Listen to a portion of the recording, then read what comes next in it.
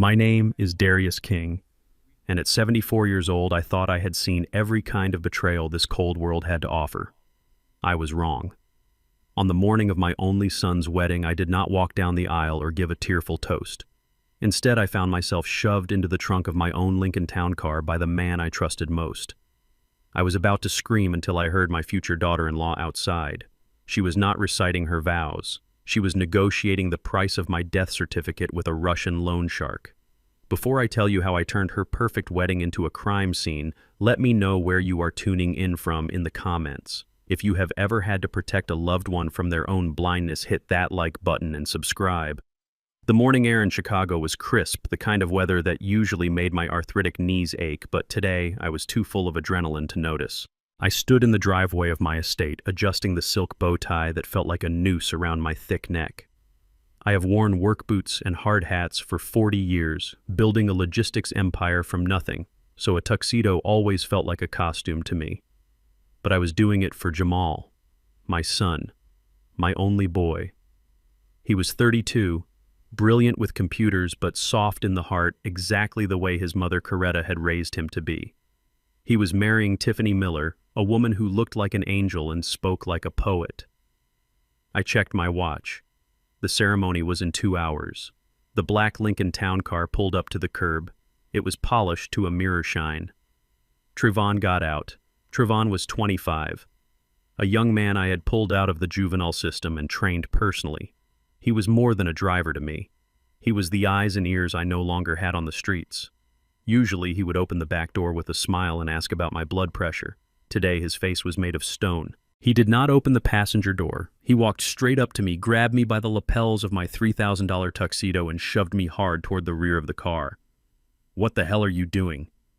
"Trevon, have you lost your mind?" I shouted, trying to plant my feet, but he was young and strong and I was an old man with a cane.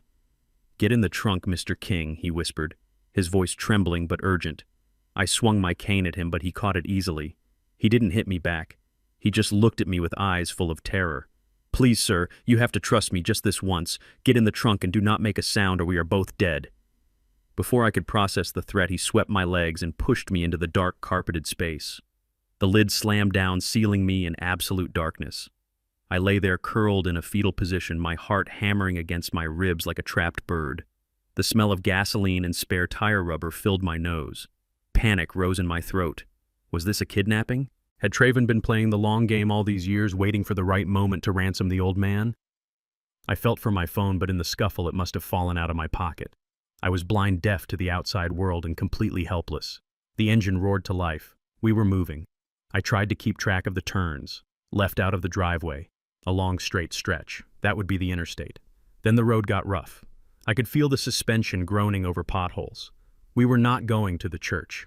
We were heading toward the industrial district, the south side, where the law was just a suggestion and old buildings held dark secrets. I thought about Jamal. He would be at the altar waiting for me. He would think I had abandoned him. The thought made my blood boil. If Trevon hurt my boy, I would kill him with my bare hands, even if it was the last thing I did. After 20 minutes, the car slowed down. Gravel crunched under the tires. I knew that sound. It was the sound of a scrapyard. I had spent half my life in places like this. The car stopped. The engine cut off. Silence. I held my breath, clutching a tire iron I had found in the dark. If the trunk opened, I was going to swing. But the trunk did not open.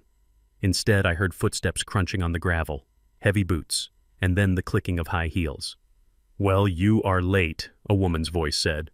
I froze. My grip on the tire iron loosened. I knew that voice. It was sweet, melodic, the voice that had charmed my son and fooled me for 6 months. It was Tiffany. "Traffic was a nightmare," Trevon's voice replied, sounding calm, too calm. "He is in the back sleeping. The old man took his pills early." "Good," Tiffany said. Her voice had changed. The sweetness was gone, replaced by a cold, jagged edge. "Is he out cold or just dozing?" "He is out cold," Trevon lied. "Keep him in the car," Tiffany ordered. "I need to finish this business with Nikolai first." Nikolai. The name sent a shiver down my spine. Another set of footsteps approached. Heavy, deliberate. "So this is the golden goose," a man's voice grunted.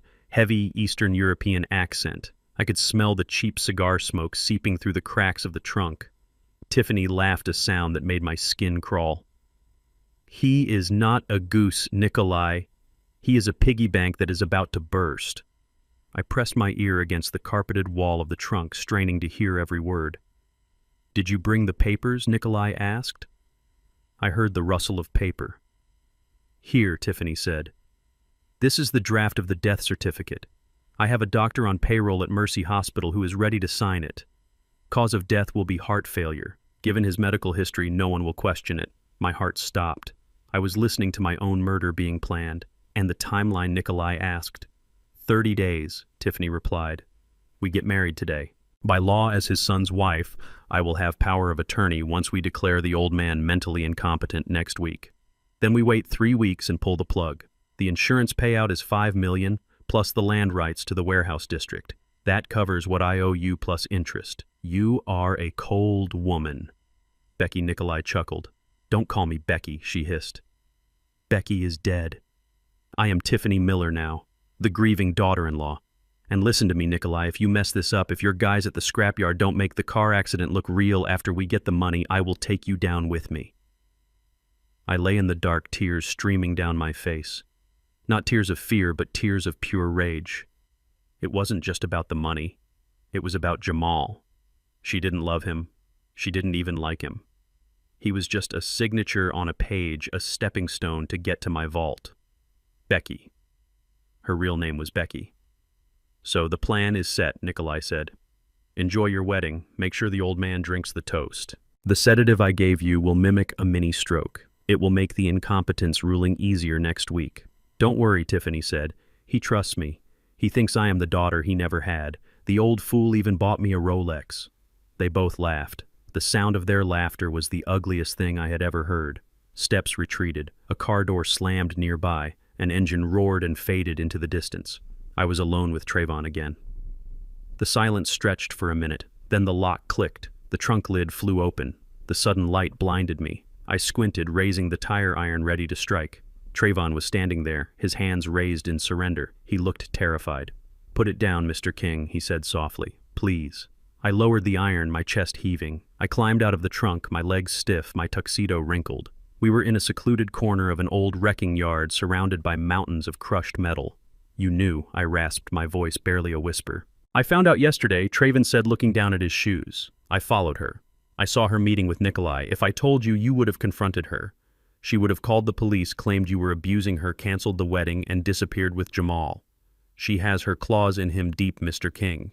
If you tried to stop the wedding without proof, Jamal would hate you forever. So you threw me in a trunk, I shouted, grabbing him by the collar. I had to let you hear it. Trayvon said, not pulling away. You needed to know what we are up against. She is not just a gold digger, sir. She is a professional. That guy Nikolai, he is Russian mob. If she doesn't pay him in 30 days, they will kill her and Jamal. I let go of him. I leaned against the bumper of the Lincoln, trying to steady my breathing. My son was marrying a monster. And in 2 hours, he would sign a marriage license that was essentially his own death warrant. What time is it? I asked. 10:30, Trayvon said. The ceremony starts at noon. I brushed the dust off my jacket. I straightened my tie. I looked at my reflection in the car window. The fear was gone. The confusion was gone. In their place was a cold, hard resolve that I hadn't felt since I was fighting for contracts in the mud 40 years ago. She wants a wedding, I said, my voice low and dangerous. Trayvon looked at me confused. Sir, she wants a show. She wants a tragedy. She wants a stroke victim and a grieving widow, I said, turning to look at my driver. We are going to give her a show, Trayvon, but it won't be the one she wrote. I opened the back door of the Lincoln and sat down on the leather seat. Get in the car, son, I commanded. Drive me to the church. But Sir Trayvon stammered. What are you going to do? I smiled, but it didn't reach my eyes. I am going to walk my son down the aisle. I am going to drink her poisoned toast. And then I am going to bury Becky Sue so deep she will wish she had stayed dead. Drive. Trayvon nodded, a spark of respect returning to his eyes. He slammed the door, jumped into the driver's seat, and gunned the engine. The Lincoln roared, kicking up dust as we sped out of the scrapyard. I sat back, closing my eyes. I wasn't Darius King, the retired old man, anymore. I was the lion who had just woken up to find a hyena trying to eat his cub. Let the wedding begin. The silence in the car gave me time to think. As the scenery blurred past the tinted windows, my mind drifted back to where this nightmare began. It was exactly 30 days ago, the day Jamal brought her home for Sunday dinner. I should have trusted my gut the moment she walked through the door. My house is a museum of memories. Every painting, every piece of furniture has a story, most of them involving my late wife, Coretta. When Jamal walked in, his face was glowing. He held the hand of a woman who looked like she had stepped out of a magazine. Tiffany Miller. Blonde hair, blue eyes, a smile that could sell ice to an Eskimo. She wore a simple white dress that probably cost more than my first car. "Mr. King," she said, her voice soft and respectful. "It is an honor to finally meet the man behind the legend. Jamal talks about you constantly." She handed me a bouquet. Not roses, not lilies, orchids. Rare purple orchids, specifically the Vanda variety. I froze. Those were Coretta's favorite flowers. I had not bought them since the day she died because seeing them hurt too much. "I just saw them at the florist and they spoke to me," Tiffany said, looking around the room with wide, innocent eyes. "I hope you like them." I took the flowers. My hands were trembling slightly. "Thank you," I said. "They are lovely." I looked at Jamal. He was beaming. "See, Dad," he mouthed. "I told you she was special." But inside a warning bell went off, a loud clanging bell. How did she know Coretta had been dead for 3 years? There were no pictures of orchids in the house. I had never mentioned them to Jamal in front of her. It was too perfect. A coincidence that felt calculated. We sat down for dinner. I had asked my cook, Mrs. Higgins, to prepare a simple roast. Tiffany ate with the grace of a princess. She complimented the seasoning. She asked about my business. She knew about the logistics hub I built in '82. She knew about the union strikes I handled in '90. "You are a part of history, Mr. King," she said, leaning forward. "My father always said that men who build with their hands are the only true aristocrats in America." Her father, the diplomat, or was it the banker? The story seemed to shift slightly depending on the context. Then came the music. I went to the record player to put on some background noise. I reached for a Miles Davis record, Kind of Blue. Before I could drop the needle, she started humming. She was humming Blue in Green, the exact track I was about to play. I turned to her. "You like jazz?" I asked. "Oh, I adore it," she said. "My grandfather used to play this album every Sunday. It soothes the soul, doesn't it?" I stared at her. First the orchids, now the obscure track on a 60-year-old jazz album. It was like she had studied a dossier on me. I felt like I was being interviewed, not visited. Then came the gift. After dessert, she pulled a small velvet box from her purse. "I know we just met," she said shyly, "but Jamal told me your birthday was last week and we missed it. I wanted to get you something to show my respect." She opened the box. Inside sat a Rolex Submariner, gold and steel. The blue dial caught the light. It was a watch that retailed for $15,000 easily. Jamal gasped. "Tiff, you shouldn't have," he said. "Dad, look at that." I took the watch out of the box. I have collected watches for 40 years. It was my one indulgence. I held it in my hand. It looked perfect. The weight was good. The finish was smooth. But then I turned this bezel. The clicking sound. It was just a fraction too hollow. I looked at the magnification on the date window. It was off by maybe 1 millimeter. It was a fake. A super clone. A high-end forgery that cost maybe $500. If she came from old money from a family of diplomats and bankers, she would know better, or she would buy a real one. Rich people don't give fake gifts to impress their future father-in-law. Grifters do. I put the watch back in the box. "Thank you, Tiffany," I said. "This is too generous." "Please wear it to the wedding," she beamed. That night after they left, I didn't go to sleep. I called a private investigator I had used for employee background checks, a man who could find dirt on a saint. "Find out who she is," I told him. 3 days later, he sat in my study looking confused. "Mr. King, I have been doing this for 20 years, he said, tossing a thin file on my desk. "And I have never seen a file this clean." "What do you mean?" I asked. "I mean, she doesn't exist before 2015, he said. "No high school yearbook photos, no parking tickets, no ex-boyfriends. Her social security number was issued in Ohio, but she claims she grew up in Connecticut, her college degree from Yale. The registrar has a record of her, but no professors remember her. She is a ghost, I said. Exactly, he replied. A normal person has a trail. They have debts. They have awkward photos from prom. They have speeding tickets. Tiffany Miller is a immaculate construction. She is too perfect. That was all the proof I needed. The next evening I sat Jamal down. I had the prenuptial agreement ready on the table. It was a standard document. It protected the warehouse district. It protected his inheritance. It ensured that if they divorced, she would walk away with a settlement, but she wouldn't get the empire. Jamal walked in, saw the papers, and his face went dark. "What is this?" he asked. "It is protection, son," I said calmly. "If she comes from money like she says, she will understand. Rich families sign these all the time." Jamal picked up the papers and threw them across the room. They scattered like dead leaves. "You think she is after your money?" he shouted, his voice cracked with emotion. "That is what this is about, isn't it? You can't believe that a beautiful, educated white woman would actually love me. You think she must be running a scam. It is not about race, Jamal," I said, trying to keep my voice steady. "It is about the fact that she has no past. It is about the fact that she gave me a fake Rolex. She gave you a gift from her heart," he yelled. "And you sit there judging the price tag. God, you are so cynical. Her family has more money than we do, Dad. They have old money. They don't flash it around like you do with your cars." He was shaking. Tears were forming in his eyes. "I love her, Dad. She is the first woman who makes me feel like I am not just Darius King's son. She makes me feel like a man. If you make her sign this, you are telling me you don't trust my judgment. You are telling me I am stupid." I looked at my son. I saw the pain in his eyes. He was desperate for love, desperate for validation.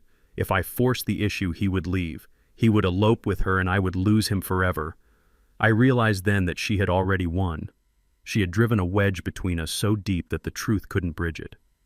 "Okay," I said softly. I picked up the papers and tore them in half. No prenup. Jamal slumped into the chair, relieved. "Thank you, Dad.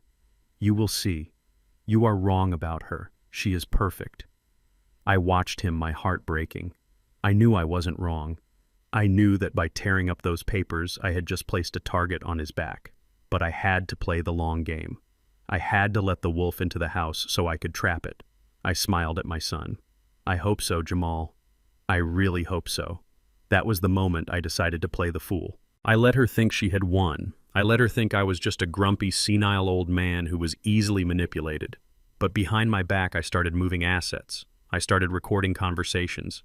And I waited. Now, sitting in the back of the Lincoln heading toward the church, I realized I had waited almost too long. The wolf wasn't just hungry, she was rabid, and she wasn't just coming for the money. She was coming for blood. The car slowed down. We were pulling up to the church. The steeple rose into the sky, sharp and white. Trayvon looked at me in the rearview mirror. "We are here, boss." I adjusted my cufflinks. I checked the inside pocket of my jacket where I kept a small digital recorder. "Let's go," I said. "It is time to walk the bride down the plank." The leather seat of the Lincoln felt cold against my back, but it was a luxury compared to the cramped darkness of the trunk. My heart was still hammering a frantic rhythm against my ribs, but my hands were steady. I reached up and adjusted the rearview mirror so I could see Trayvon's eyes. They were wide, with panic darting back and forth between the road and my reflection. "Drive," I commanded, my voice dropping into that low rumble that used to make construction foremen sweat. "Mr. King, we should go to the police station." Trayvon stammered, his grip on the steering wheel so tight his knuckles were ashen. "We have the recording. We have the proof. You heard what she said. She wants to kill you." "No police," I said, pulling a handkerchief from my pocket to wipe the grease smudge from my cheek. "Not yet. If we go to the police now, she plays the victim. She is a pretty young woman from Connecticut, and I am an angry old black man with a history of heart problems. She will spin it. She will say I am confused. She will say I am hallucinating from my medication. And Jamal will believe her because he wants to believe her." I tightened my bow tie, checking the knot in the mirror. It was perfect. Just like the noose she thought she had put around my neck. "Take me to the church, Trayvon," I said. "The play must go on." But Sir Trayvon protested. "Do not argue with me, son," I snapped. "She wants a wedding. She wants to stand in front of God and everyone and pledge her life to my son while planning my funeral. Fine, I will give her the front row seat to her own destruction, but we are not going in there defenseless." I reached into my pocket and pulled out my phone. It was a miracle it hadn't shattered when I was shoved into the trunk. The screen was cracked, but it lit up. I scrolled through my contacts until I found the name I needed. Saul. Saul Berkowitz was not just my lawyer. He was the only man in Chicago who knew where every skeleton in my closet was buried because he had helped me dig the holes. We had started out together 40 years ago, a black contractor and a Jewish lawyer fighting for scraps in a city that didn't want either of us to succeed. I hit dial. It rang once. It rang. Darius Saul's voice scratched through the speaker, sounding like gravel in a blender. "You are cutting it close. The ceremony starts in 40 minutes. Are you lost or just getting cold feet on behalf of your son?"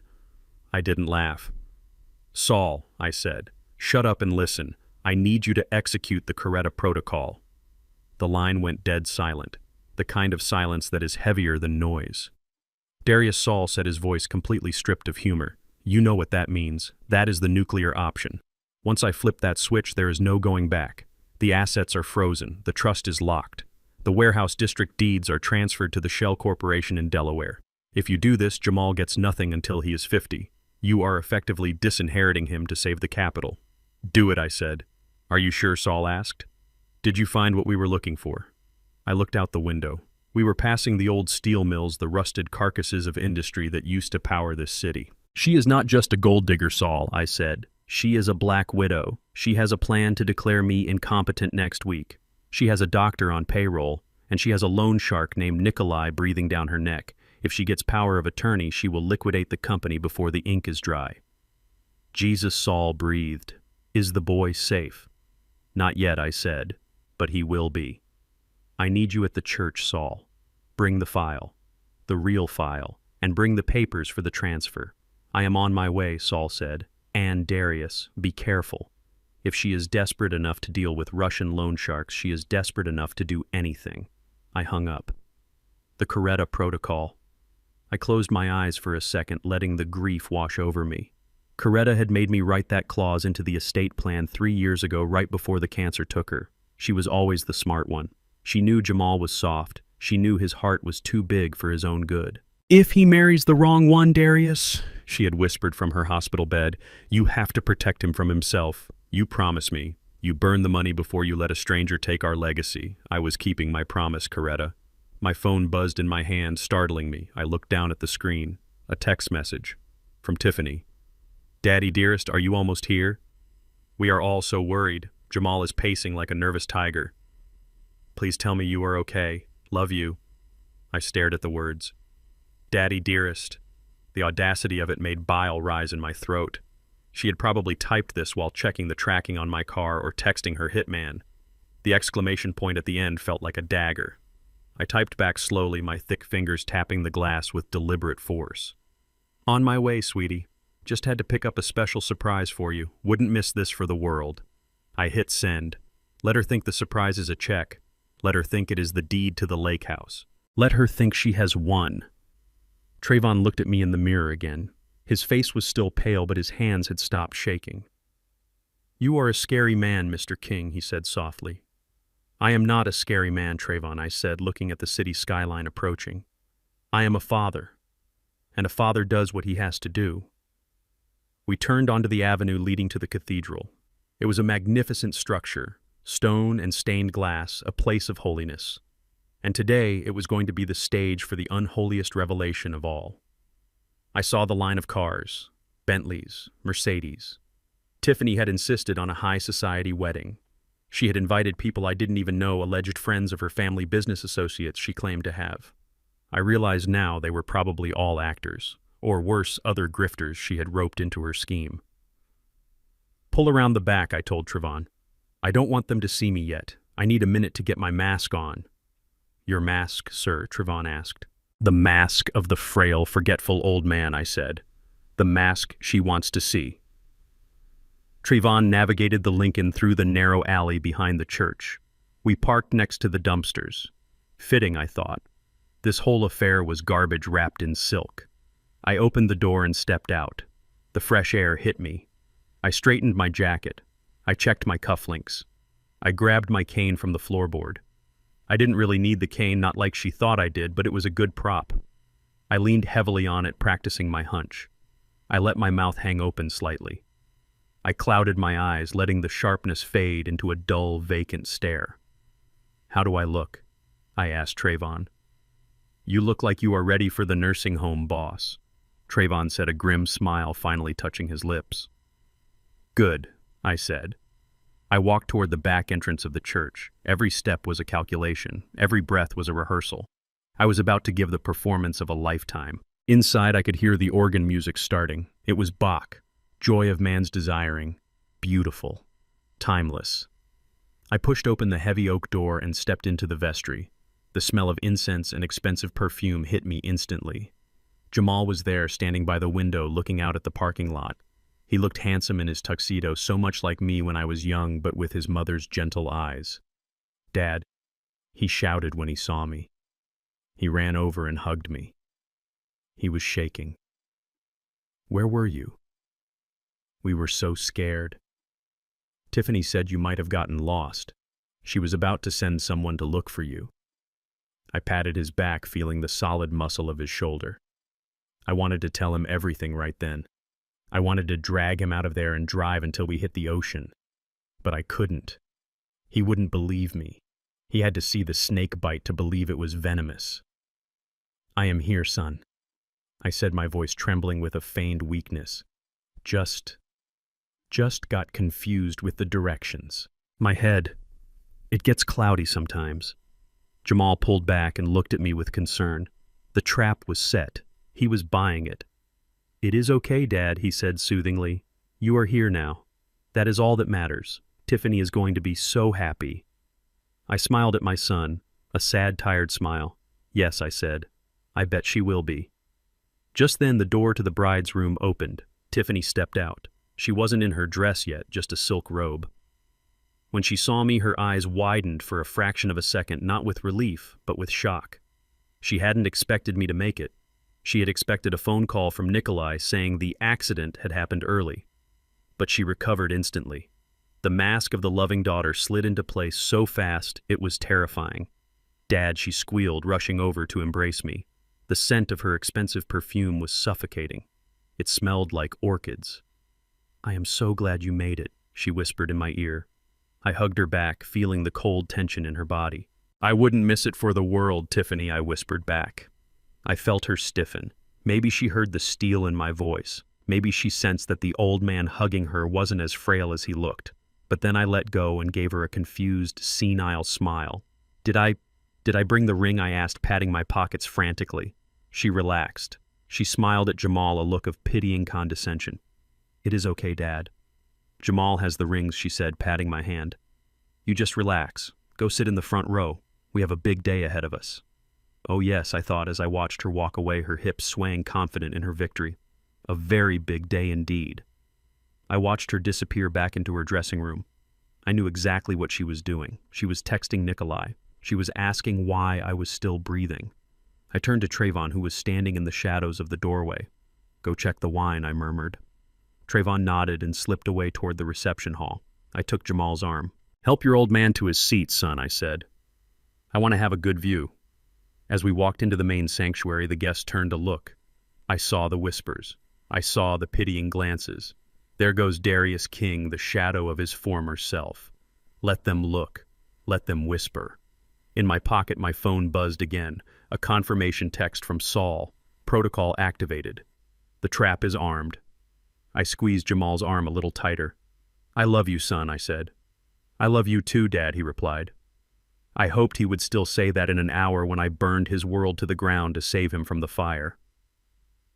The organ music swelled, filling the vaulted ceiling of the cathedral with a sound that was supposed to be majestic, but to my ears it sounded like a funeral dirge.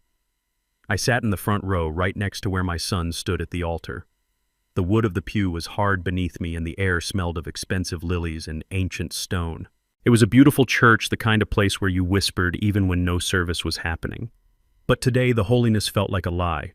I looked around the room. The church was packed. On the left side were my people, men and women I had known for 40 years. Guys from the warehouse with calloused hands and ill-fitting suits who had taken the day off work to see little Jamal get married. My sister Hattie was there, wearing a hat so big it had its own zip code, wiping tears from her eyes with a lace handkerchief. They were real.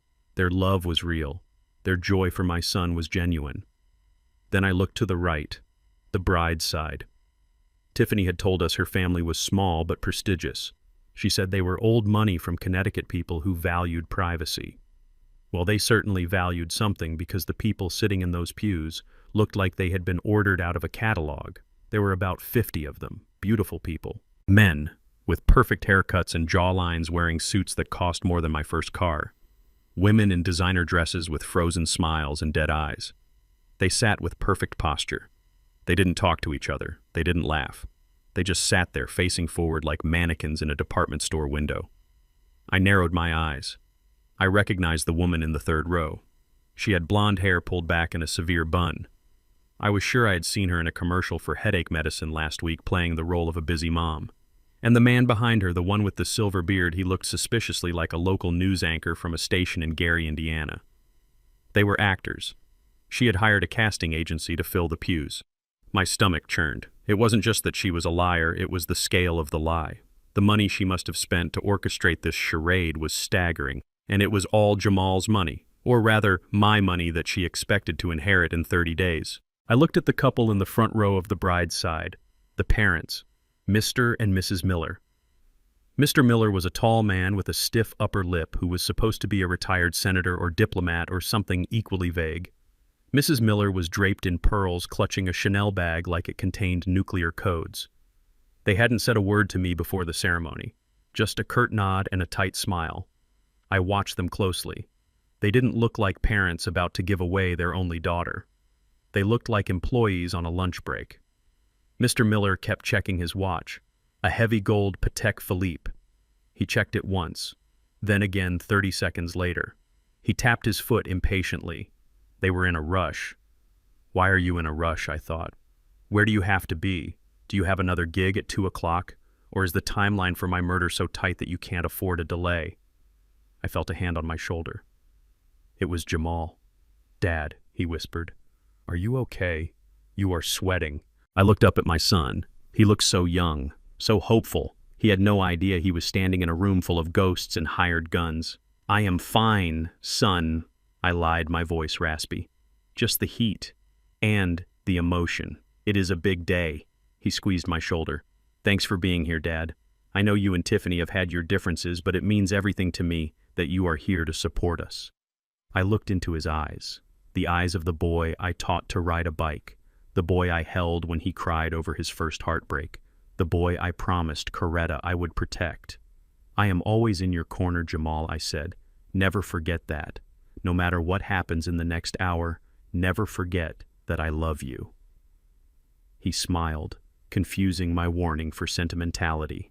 The music changed. The heavy organ chords shifted into the wedding march. The heavy oak doors at the back of the church groaned open. The congregation stood up.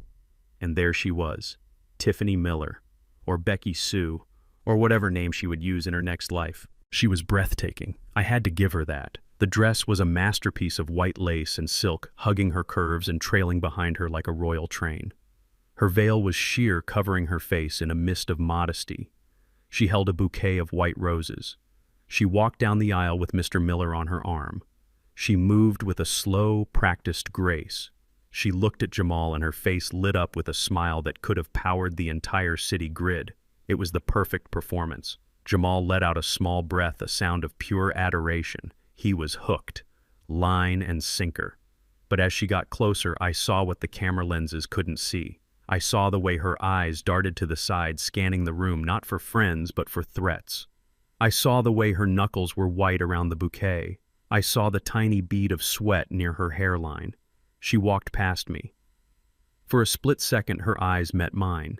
There was no love in them, no warmth, only a cold calculation. She was checking to see if the sedative was working. She was checking to see if the old man was fading.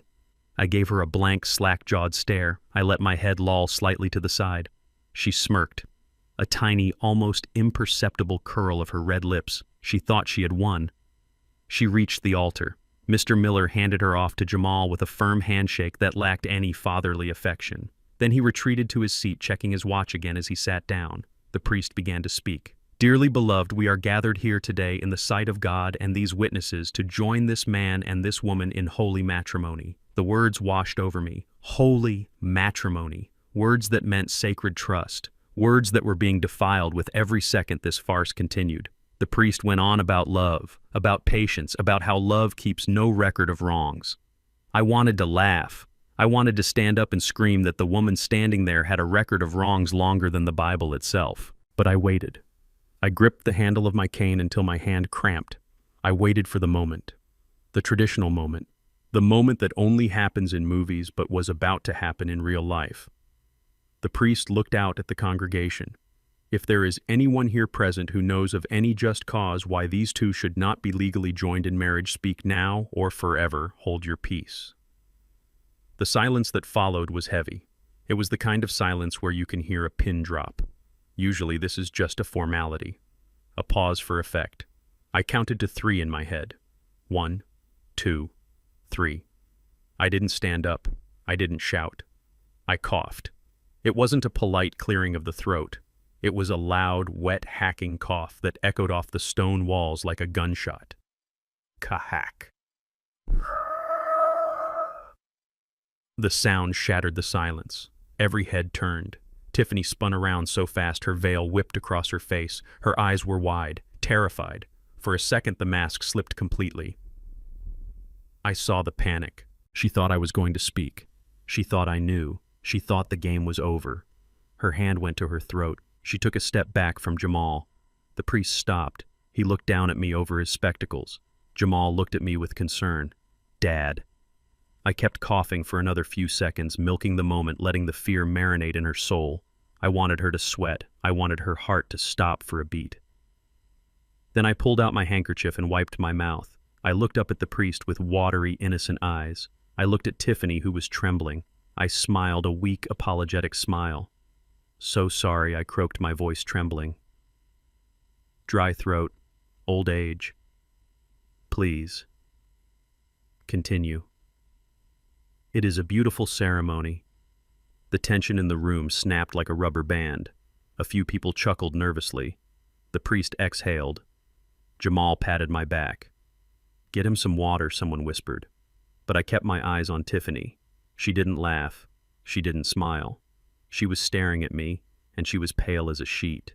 She knew. Somewhere deep down in her lizard brain, she sensed that that cough wasn't an accident. It was a warning shot. She turned back to the priest, but her shoulders were rigid. Her perfect posture was gone.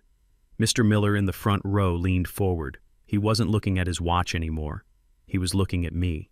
His eyes were cold and hard. He wasn't a senator. I knew that look. That was the look of a man who solved problems for a living, a cleaner, a fixer. I had rattled the cage. The priest cleared his throat and continued, but the rhythm was broken. The magic was gone. I promise to be true to you in good times and in bad, in sickness and in health. Tiffany repeated the words, but her voice shook. In sickness and in health. She choked on the word health. I sat back in the pew. I felt a strange calm settle over me. The first shot had been fired. The enemy was nervous. They were checking their watches. They were looking over their shoulders. They were in a rush to finish the job. But they didn't know that time was actually on my side. Every minute that passed was a minute closer to Trayvon coming back with the results from the wine glass. Every minute was a minute closer to Saul walking through those doors with the file. I looked at the statue of Jesus hanging on the cross above the altar. Forgive me, Lord, I thought, for I am about to bring a storm into your house, but you chased the money changers out of the temple with a whip. Surely you won't mind if I chase a few devils out with the truth. Jamal was saying his vows now. His voice was strong and clear, filled with emotion. I give you this ring as a symbol of my love and faithfulness. He slid the diamond band onto her finger. It was a rock, a 3-carat flawless diamond that had cost him his life savings. Tiffany looked at the ring. For a second, the greed cut through the fear. She smiled, a genuine smile this time. The smile of a predator who has just secured the meal. She took his hand. I give you this ring. She slid the gold band onto his finger. I looked at Mr. Miller again. He was texting under his jacket. His thumb moved furiously. Who are you texting? I wondered. Nikolai. Are you telling him to bring the car around? Are you telling him the old man is still kicking? I checked my own phone under the cover of my jacket. A text from Trevon. Got it. It is positive. Benzodiazepines and something else. Lethal in high doses with alcohol. Returning now. I felt a cold chill. She hadn't just drugged the wine to make me sleep. She had drugged it to kill me. Or at least to cause enough damage that the hospital would do the rest. I looked at the beautiful bride standing in the light. You didn't just want my money, Becky Sue. You wanted my life. The priest smiled. By the power vested in me. Not yet, I thought. Not yet. I looked toward the back of the church. The heavy doors were still closed. Where is Saul? The priest took a breath. I now pronounce you, come on, Saul, husband and... The doors at the back of the church didn't open. Wife. My heart sank. You may kiss the bride. Jamal leaned in. Tiffany closed her eyes. They kissed. The polite applause started. The actors in the pews clapped with practiced enthusiasm. I clapped too. My hands felt like lead. It wasn't over. The ceremony was just the prologue. The reception was the main event. Mr. Miller stood up abruptly. He didn't wait for the recessional music. He walked straight toward the side exit, tapping his earpiece. Earpiece. Parents don't wear earpieces at weddings. Security guards do. I realized then that we were not just up against a grifter. We were trapped in a room with a paramilitary operation. I stood up, leaning on my cane. Jamal and Tiffany were walking back down the aisle, beaming. Tiffany looked at me as she passed. This time she winked. It was a victory lap. I smiled back. Enjoy it while it lasts, sweetheart, I thought. Because the honeymoon is going to be in a cell. I turned to follow them out of the sanctuary. The game had moved to the next level, and I was ready to play. The reception was held in the Crystal Ballroom of the Drake Hotel, a venue that screamed old money and new debt. Crystal chandeliers the size of small cars hung from the ceiling, casting a warm golden light over the room. The tables were draped in silk. The centerpieces were towering arrangements of white roses, and of course those purple Vanda orchids she had used to manipulate me. It was a scene of perfect elegance, a masterpiece of event planning, and it made my skin crawl. I sat at the head table, the place of honor reserved for the father of the groom. To my left sat Jamal, looking dazed and happy, his hand constantly finding Tiffany's. To my right should have been the mother of the groom, but that chair was empty. Coretta was gone, and in her place sat a ghost of memory that Tiffany had tried to exorcise with her perfume and her lies. I watched the room. The hired guests were earning their paychecks. I saw the man with the silver beard, the fake senator, laughing heartily at a joke told by one of my warehouse foremen. It was a surreal collision of worlds. Real people, my people, mixing with actors who were probably checking their watches and wondering when the catering truck would leave. I didn't eat. The filet mignon looked tender, the lobster bisque smelled rich, but I didn't touch a thing. My stomach was a knot of tension. I sipped water from a sealed bottle I had taken from the bar myself, ignoring the crystal goblet at my place setting. Then I saw her coming. Tiffany rose from her seat. She had changed into a second dress, something slinky and silver that moved like liquid mercury. She held a bottle of wine in one hand and a single oversized crystal goblet in the other. She bypassed the waiters. She bypassed the other guests. She was coming straight for me. The room seemed to dim around the edges, my focus narrowing to that bottle.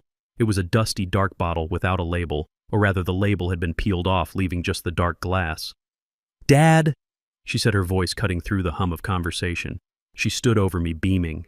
The spotlight caught her diamond earrings, sending shards of light into my eyes. I looked up, adjusting my glasses with a trembling hand. "Yes, dear," I asked, keeping my voice thin and reedy.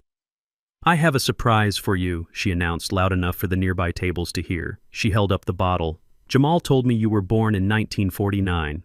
Well, I have been saving this for a special occasion. This is a vintage Cabernet from that exact year. It was in my grandfather's cellar." Jamal looked up impressed. "Wow, Tiff. That is incredible. Dad, do you hear that, 1949? I heard it all right. I also knew that a 1949 Cabernet, unless stored in absolute zero conditions, would be vinegar by now. But logic wasn't the point. The point was the gesture. The point was the poison. She poured the wine. The liquid was dark, almost black. It swirled in the large goblet, heavy and ominous. She didn't pour any for herself. She didn't pour any for Jamal. Just one glass. For me. For the man who built this family, she said, placing the glass in front of me. To your health, Dad. And to our future. To my health. The irony was so thick I could taste it. She stood there waiting. She didn't move away. She didn't go back to her seat. She stood with her hands clasped in front of her, watching me with a smile that didn't reach her eyes. And that was when I heard Coretta's voice, clear as a bell ringing in the back of my mind. It was a memory from 30 years ago. We were in a negotiation with a crooked union boss. The man had offered me a drink, smiling, slapping my back. I had reached for it, but Coretta had squeezed my knee under the table. Later in the car, she had told me, Darius never drank anything from a man who won't look you in the eye when he hands it to you, a man who looks at your hands or your mouth or the glass. He is hiding something. An honest man looks at your soul. I looked at Tiffany. She wasn't looking at my eyes. She was looking at my hand, waiting for it to wrap around the stem of the glass. Her gaze was fixated on the liquid, anticipating the moment it would touch my lips. She was waiting for the kill. I reached out. My hand shook. I wasn't acting this time. The rage and the adrenaline were making me tremor. I wrapped my thick, calloused fingers around the delicate crystal stem. "Thank you, Tiffany," I said. "You are too kind." I lifted the glass. I saw her shoulders relax. I saw a tiny exhale of breath escape her lips. She thought she had done it. I brought the glass closer to my nose. I smelled the wine. Beneath the notes of oak and blackberry, there was something else, something chemical, something sharp and medicinal that shouldn't be there. "I am going to make a toast," I said, starting to stand up. "No, Dad." "You don't have to stand," Jamal said, reaching for me. I insisted. I pushed myself up on my cane, holding the glass high. The wine sloshed dangerously near the rim. "To family," I said, my voice wavering. "To the ones we choose. And the ones who choose us." I took a step to the side, ostensibly to face the room. But as I moved, I let my cane slip on the polished floor. It was a calculated stumble, a move I had practiced in my mind a dozen times in the last 10 seconds. "Whoa," I cried out. My left leg buckled, my right arm flailed, and the glass of wine, the 1949 vintage poison, went flying. It didn't hit the floor. It hit the woman sitting at the table directly behind me, the woman in the blue sequined dress. The one I suspected was an extra from a soap opera. The red liquid splashed across her chest, soaking the sequins, staining the blue fabric a deep, bloody purple. The glass shattered against her chair, sending crystal shards skittering across the parquet floor. "Ah!" the woman shrieked. She jumped up, knocking her chair over. "Oh my God, my dress. This is a rental." The room went silent. The scream hung in the air. "This is a rental." A real guest, a wealthy friend of the family, as Tiffany claimed, would have said, "Oh, my dress," or "Is he okay?" They wouldn't have screamed about a rental deposit. I saw Tiffany's face. For a moment, the mask shattered completely. It wasn't concern for the guest. It wasn't concern for me. It was pure, unadulterated fury. She stared at the puddle of wine on the floor like it was her own blood. That was her weapon. That was her 30-day timeline soaking into the carpet. I slumped back into my chair, clutching my chest, playing the part. "Oh Lord," I gasped. "I am so sorry. My hand, it just gave out." Jamal was on his feet instantly. "Dad, are you okay?" He grabbed a napkin and started dabbing at the woman's dress, apologizing profusely. "I am so sorry. My father he is not well. We will pay for the dress."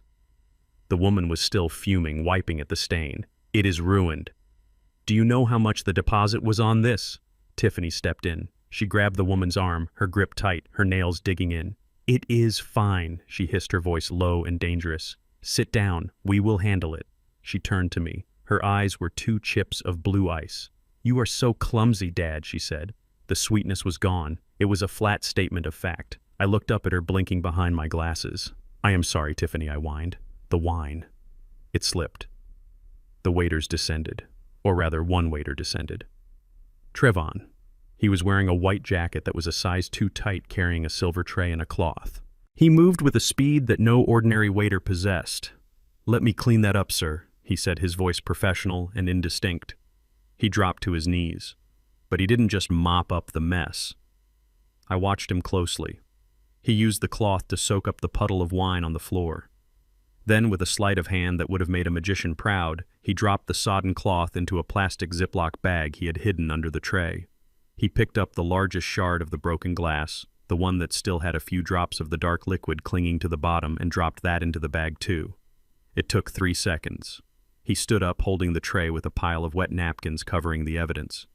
"I will get you another glass, sir," Trayvon said, looking me in the eye. He gave me a tiny, almost imperceptible nod. He had it. He had the bullet she had tried to fire at me. "No," Tiffany snapped. We all looked at her. I mean, she stammered, realizing she had shouted. That was the only bottle. It was unique. There isn't any more." She looked at the wet stain on the floor with a look of genuine mourning. She had lost her primary weapon. Now she would have to resort to messy alternatives. "That is a shame," I said, shaking my head. It smelled powerful. Jamal sat back down, looking exhausted. "It is okay, Tiff. It was an accident. Dad didn't mean to." Tiffany took a deep breath. I could see the gears turning in her head. She was recalibrating. She was moving to Plan B. "Of course," she said, forcing a smile that looked painful. "Accidents happen." She reached out and patted my hand. Her hand was cold. "You should drink some water, Dad," she said. "You look pale." I looked at the water bottle I had brought. I looked at her. "I am fine," I said. "Just tired." She leaned in close, her lips brushing my ear. To anyone watching, it looked like a loving daughter comforting her father. "You should be careful," she whispered. "Old men who fall down, sometimes they don't get back up." It was a threat, plain and simple. I turned my head and whispered back. "And sometimes, my dear, they drag you down with them." She pulled back, her eyes widening. She wasn't sure if she had heard me correctly. My voice had been so low, so mumbled. Was it a threat, or was it just the ramblings of a senile mind? She chose to believe the latter. She had to, because if she believed the former, she would have to run right now, and she was too greedy to run. She straightened up and clapped her hands. "Let's cut the cake," she announced. As the guests cheered, I watched Trayvon slip out the side door with the silver tray. He was heading to the kitchen and then out to the parking lot where his friend from the forensics lab was waiting. I checked my watch. 30 minutes. In 30 minutes, we would have the results. In 30 minutes, Saul would be here with the paperwork. I looked at the cake. It was 5 tiers high, covered in white fondant and sugar orchids.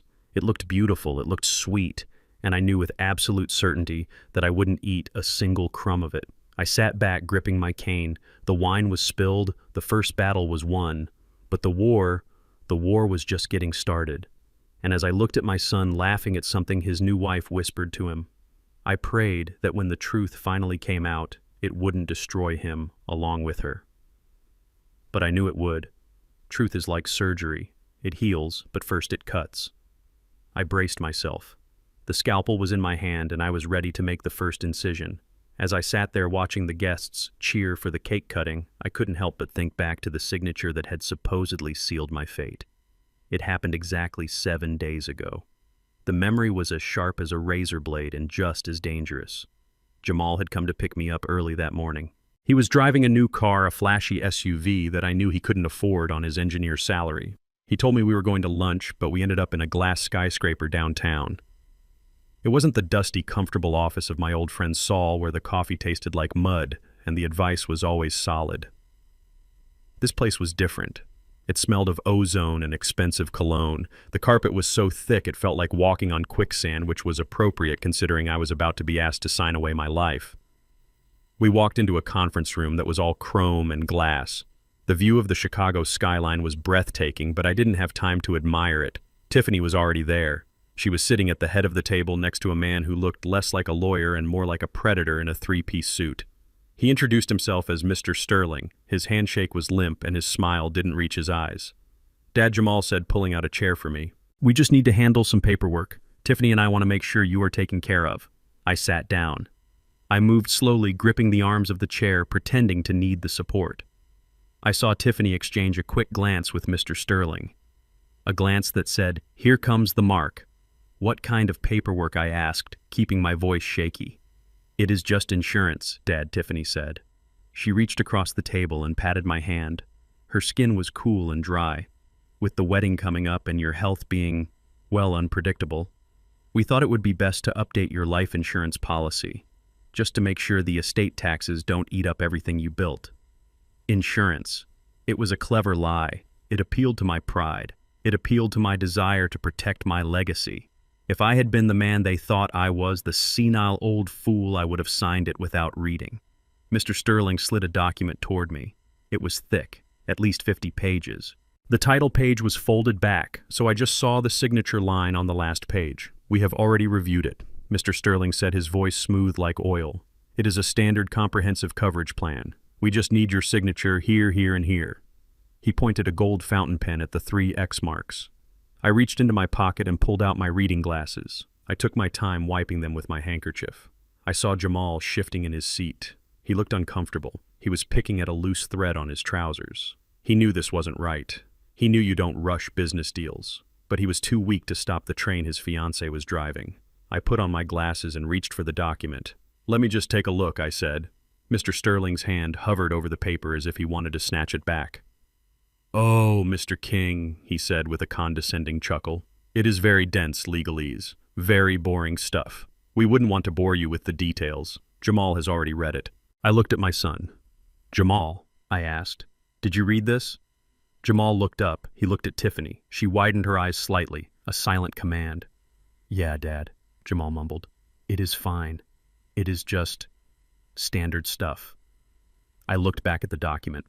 I didn't flip to the front page. That would have been too suspicious. Instead, I used a trick I learned 30 years ago when dealing with crooked suppliers. I let my hand rest on the page and I used my thumb to slightly lift the corner of the previous pages just enough to catch a few words. I saw the words durable power of attorney. I saw the words medical proxy. I saw the phrase in the event of incapacitation. This wasn't life insurance. This was a death warrant. This was a document that gave Jamal, and by extension Tiffany, full legal control over my finances and my medical decisions the moment a doctor declared me unfit. And knowing them, they probably had a doctor ready to declare me unfit before the ink was dry.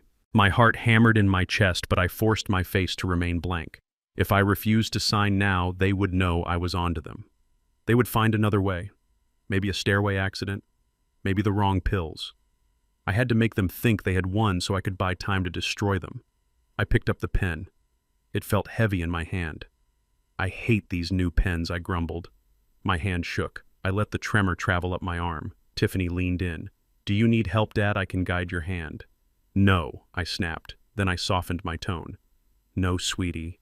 I can do it. I am not dead yet." I lowered the pen to the paper. "My full legal name is Darius Luther King. My signature has been the same for 50 years. A sweeping D, a sharp L, and a strong K. It is the signature that is on the deeds to the warehouse district. It is the signature on my bank accounts. It is the signature that every judge in Chicago recognizes. But today I was going to make a mistake." I pressed the pen to the paper. I wrote Darius. Then I paused. I let the pen hover. I looked up at Jamal. "I am doing this for you, son," I said. I saw a flicker of guilt in his eyes, but he didn't stop me. I looked back at the paper. Instead of an L for Luther, I wrote a jagged, shaky J, Darius J. King. And then I finished with a messy scrawl that looked vaguely like my last name. I did it 3 times. Every time I replaced the L with a J. I sat back, dropping the pen. "There," I said, sounding exhausted. "Is that all?" Mr. Sterling snatched the papers away before the ink could dry. He flipped through them, checking the signatures. He saw the name. He saw the J. But he didn't know my middle name. He assumed I was just an old man with bad handwriting. Or maybe he thought the J stood for something else. He didn't care. He just wanted the signature. "Perfect," Mr. Sterling said, closing the folder with a snap. "Congratulations, Mr. King. You have secured your family's future." Tiffany beamed. She looked like a cat that had just swallowed a canary. She reached over and hugged me. "Thank you, Daddy," she whispered. "You have no idea how much this means to us." Oh, I had an idea. It meant $5 million and a warehouse district. I stood up, leaning heavily on the table. "I am tired, Jamal," I said. "Take me home." As we walked to the elevator, I looked back at the conference room. Mr. Sterling was shaking Tiffany's hand. They were celebrating. They didn't know that a signature with the wrong middle initial on a legal document of this magnitude renders it contestable in probate court. It creates a loophole. It proves that the signer was either not of sound mind or was under duress, or simply that the document was executed incorrectly. It wasn't a silver bullet. It wouldn't stop them forever. But it was a delay. It was a wrench in their gears. If they tried to use this document to pull the plug on me next week, Saul would drag them into court and point out the error. He would demand a handwriting analysis. He would subpoena the medical records. He would tie them up in litigation for months. And months was all I needed. In the elevator, Jamal wouldn't look at me. "You did a good thing, Dad," he said to the closed doors. I looked at his reflection in the polished steel. "Did I, son?" I asked. "Or did I just sign away my freedom?" He didn't answer. He just adjusted his tie and stared at the floor numbers counting down. Back in the present, the sound of applause brought me back to the ballroom. Tiffany was feeding Jamal a piece of cake. She dabbed a bit of frosting from his lip with a napkin. It was a tender gesture performed for an audience of fools. She looked at me and smiled. It was the smile of a woman who thought she held the power of attorney in her safe, a woman who thought she owned me. I smiled back. I took a sip of water. "You have the paper, Tiffany," I thought. "But you have the wrong name. You are trying to cash a check written by a ghost. And the best part, you won't find out until you try to kill me." I looked at the guests. I looked at the hired actors. I looked at the waiters. And then I looked at the door. Saul was late. My heart gave a little flutter. Not a heart attack, but a pang of anxiety. Saul was never late. If he wasn't here, it meant something had gone wrong. Had they got to him? Had Nikolai stopped him? I felt a bead of sweat trickle down my back. I had played the game perfectly. I had spilled the poison. I had faked the signature. But if I didn't have the real file, the evidence of who Becky Sue really was, all of this was just a delay. I needed the hammer. Suddenly my phone buzzed in my pocket. 3 short vibrations. It wasn't a text. It was a signal. I looked toward the service entrance near the kitchen. The door opened just a crack. A hand appeared. It held a brown leather briefcase. Saul wasn't late. He was sneaking in. I let out a breath I didn't know I was holding. The cavalry had arrived. Now I just needed to get Jamal away from the Black Widow long enough to show him the web. I tapped my glass with my spoon. A sharp metallic sound that cut through the chatter. "Jamal," I said, my voice projecting more strength than I should have shown. "Come here for a second. I need to give you your wedding present." Tiffany's ears perked up. She thought the present was the deed. She nudged Jamal. "Go on, honey," she said. "See what Daddy got us." Jamal stood up and walked toward me. I stood up to meet him. "Let's go to the terrace," I said. "It is private." We walked toward the doors. I could feel Tiffany's eyes boring into my back. She wanted to follow. I knew she was debating it, but she couldn't leave her own reception without raising eyebrows. We stepped out onto the terrace. The cool night air hit us. The city lights of Chicago twinkled in the distance. Saul stepped out from the shadows. He looked disheveled. His tie was crooked and he was breathing hard. He walked straight up to us and slammed the briefcase onto a patio table. "Who is this?" Jamal asked, startled. "Dad, what is going on?" "This is Saul," I said, my voice dropping the senile act completely. "And he is here to save your life." I opened the briefcase. "Look," I commanded. Jamal looked down. He saw the photos. He saw the police reports. He saw the mugshots of the woman he had just married. Becky Sue. Fraud. Arson. Identity theft. The color drained from Jamal's face. He looked like he was going to be sick. "Dad," he whispered. "What is this?" "This is the woman you married," I said. "And she doesn't want your love, Jamal. She wants your inheritance. And she was planning to kill me to get it." Jamal shook his head. No, this isn't real. You are lying." I grabbed his shoulders. I shook him hard. "Wake up, son," I roared. "The wine, the signature, the rush. It is all a setup." Before he could answer, the terrace door burst open. Tiffany stood there. She wasn't smiling anymore. Behind her stood Mr. Miller and the man with the silver beard. They weren't actors. They were muscle. "Get away from him," she shrieked. The trap was sprung. But this time the lion was out of the cage. The terrace encounter had sent my adrenaline spiking, but I needed a moment to compose myself before the final act. I watched Jamal staring at the photos in the briefcase, his world crumbling in real time, but before I could press the advantage, Tiffany had burst in with her goons. I needed to separate them. I needed to let the poison of doubt seep into Jamal's mind without her there to suck it out with sweet lies. I stepped away from the commotion, feigning a coughing fit. "I need the restroom," I wheezed, waving my hand dismissively at Mr. Miller, who looked ready to snap my neck right there on the balcony. I shuffled past them. Tiffany's eyes tracked me like a hawk, but she was too busy doing damage control with Jamal to follow. She signaled to the man with the silver beard, the fake uncle, but I moved faster than they expected, slipping through the French doors and into the crowded ballroom before ducking down a side corridor.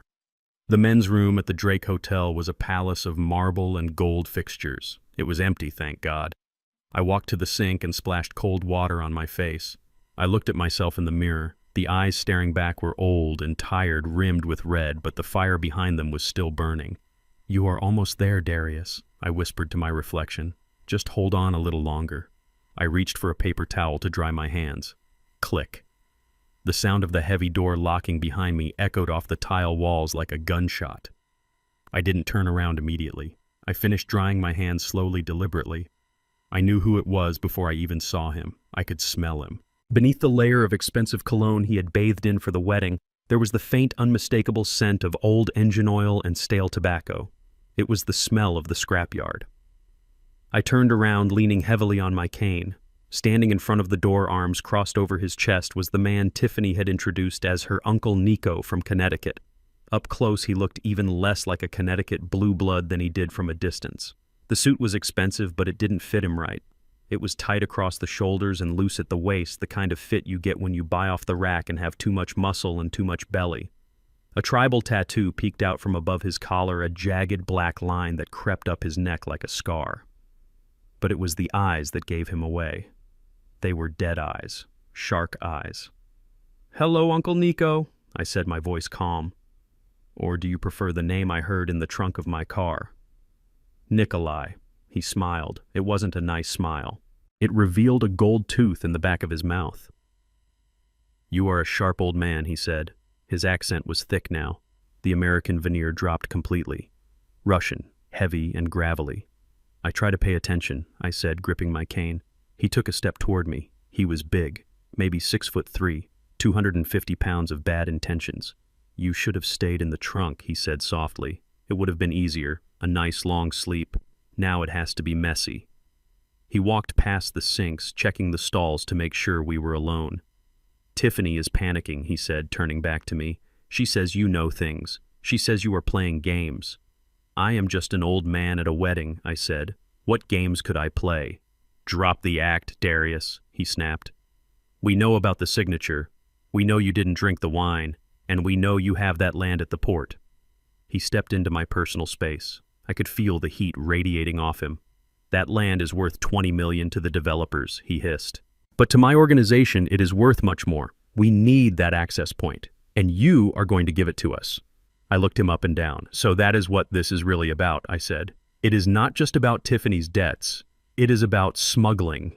You want my warehouses to move your product." He chuckled. "Smart. Too smart. That is why you have to go. But before you go, you are going to sign a quitclaim deed. Tiffany has it in her garter belt. She will bring it to you later. You will sign it, and then you will have a heart attack." "And if I don't?" I asked. He shrugged. "Then the heart attack happens anyway. But first we break your son's legs. Maybe we break his fingers one by one. He is a pianist, isn't he? Or a coder. Hard to code with smashed hands." Rage flared in my chest, hot and white. Threatening me was one thing. Threatening Jamal was a declaration of war. But I didn't lash out. I didn't swing my cane. That is what a younger man would have done, and that is how a younger man would have died. Instead, I laughed. It started as a low chuckle in my throat and grew into a loud barking laugh that bounced off the marble walls. Nikolai looked confused. He frowned, his brow furrowing. "Something is funny, old man," he asked, stepping closer, his fists clenching. "You are," I said, wiping a tear from my eye. "You really are.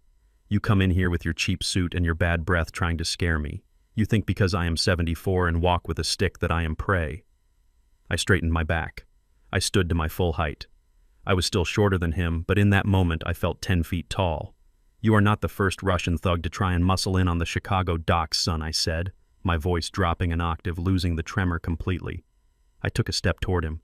He was so surprised he actually took a step back. Nikolai, I said, letting the name roll off my tongue. You are what, 35? 30. 40 maybe. You are a baby. You don't remember how this city used to be. I know enough, he growled, but there was a flicker of uncertainty in his eyes. You know nothing, I spat. I pointed my cane at his chest. The rubber tip poked his expensive silk tie. You work for the Bratva, right? Or some splinter cell of it. Who is your boss? Don't tell me. Let me guess. Is it Kirill? No, he is too young. Is it Heavy Vanya? No, he is in federal prison. I leaned in close, lowering my voice to a conspiratorial whisper. You answer to Volkov, don't you? Or maybe the ghost of Volkov. Nikolai froze. His face went pale. The name hit him like a physical blow. How do you know that name? He stammered. I fixed his Cadillac. I lied smoothly. It was a bluff, a massive, dangerous bluff, but it was grounded in truth. I had fixed cars in the 90s, and I knew the names of the players because you couldn't run a logistics business in Chicago without knowing who owned the streets. I had never met Volkov personally, but I knew his reputation. He was the bogeyman of the underworld. A legend. 1992. I continued weaving the lie with the confidence of a man who has nothing to lose. A black Fleetwood Brougham. Bullet holes in the rear quarter panel. He came to my shop at 3 a.m. Just him and a driver. He paid me $10,000 cash to patch it up and forget I ever saw him. I stared into Nikolai's eyes. He told me something that night, I said. He told me that he respects men who work with their hands.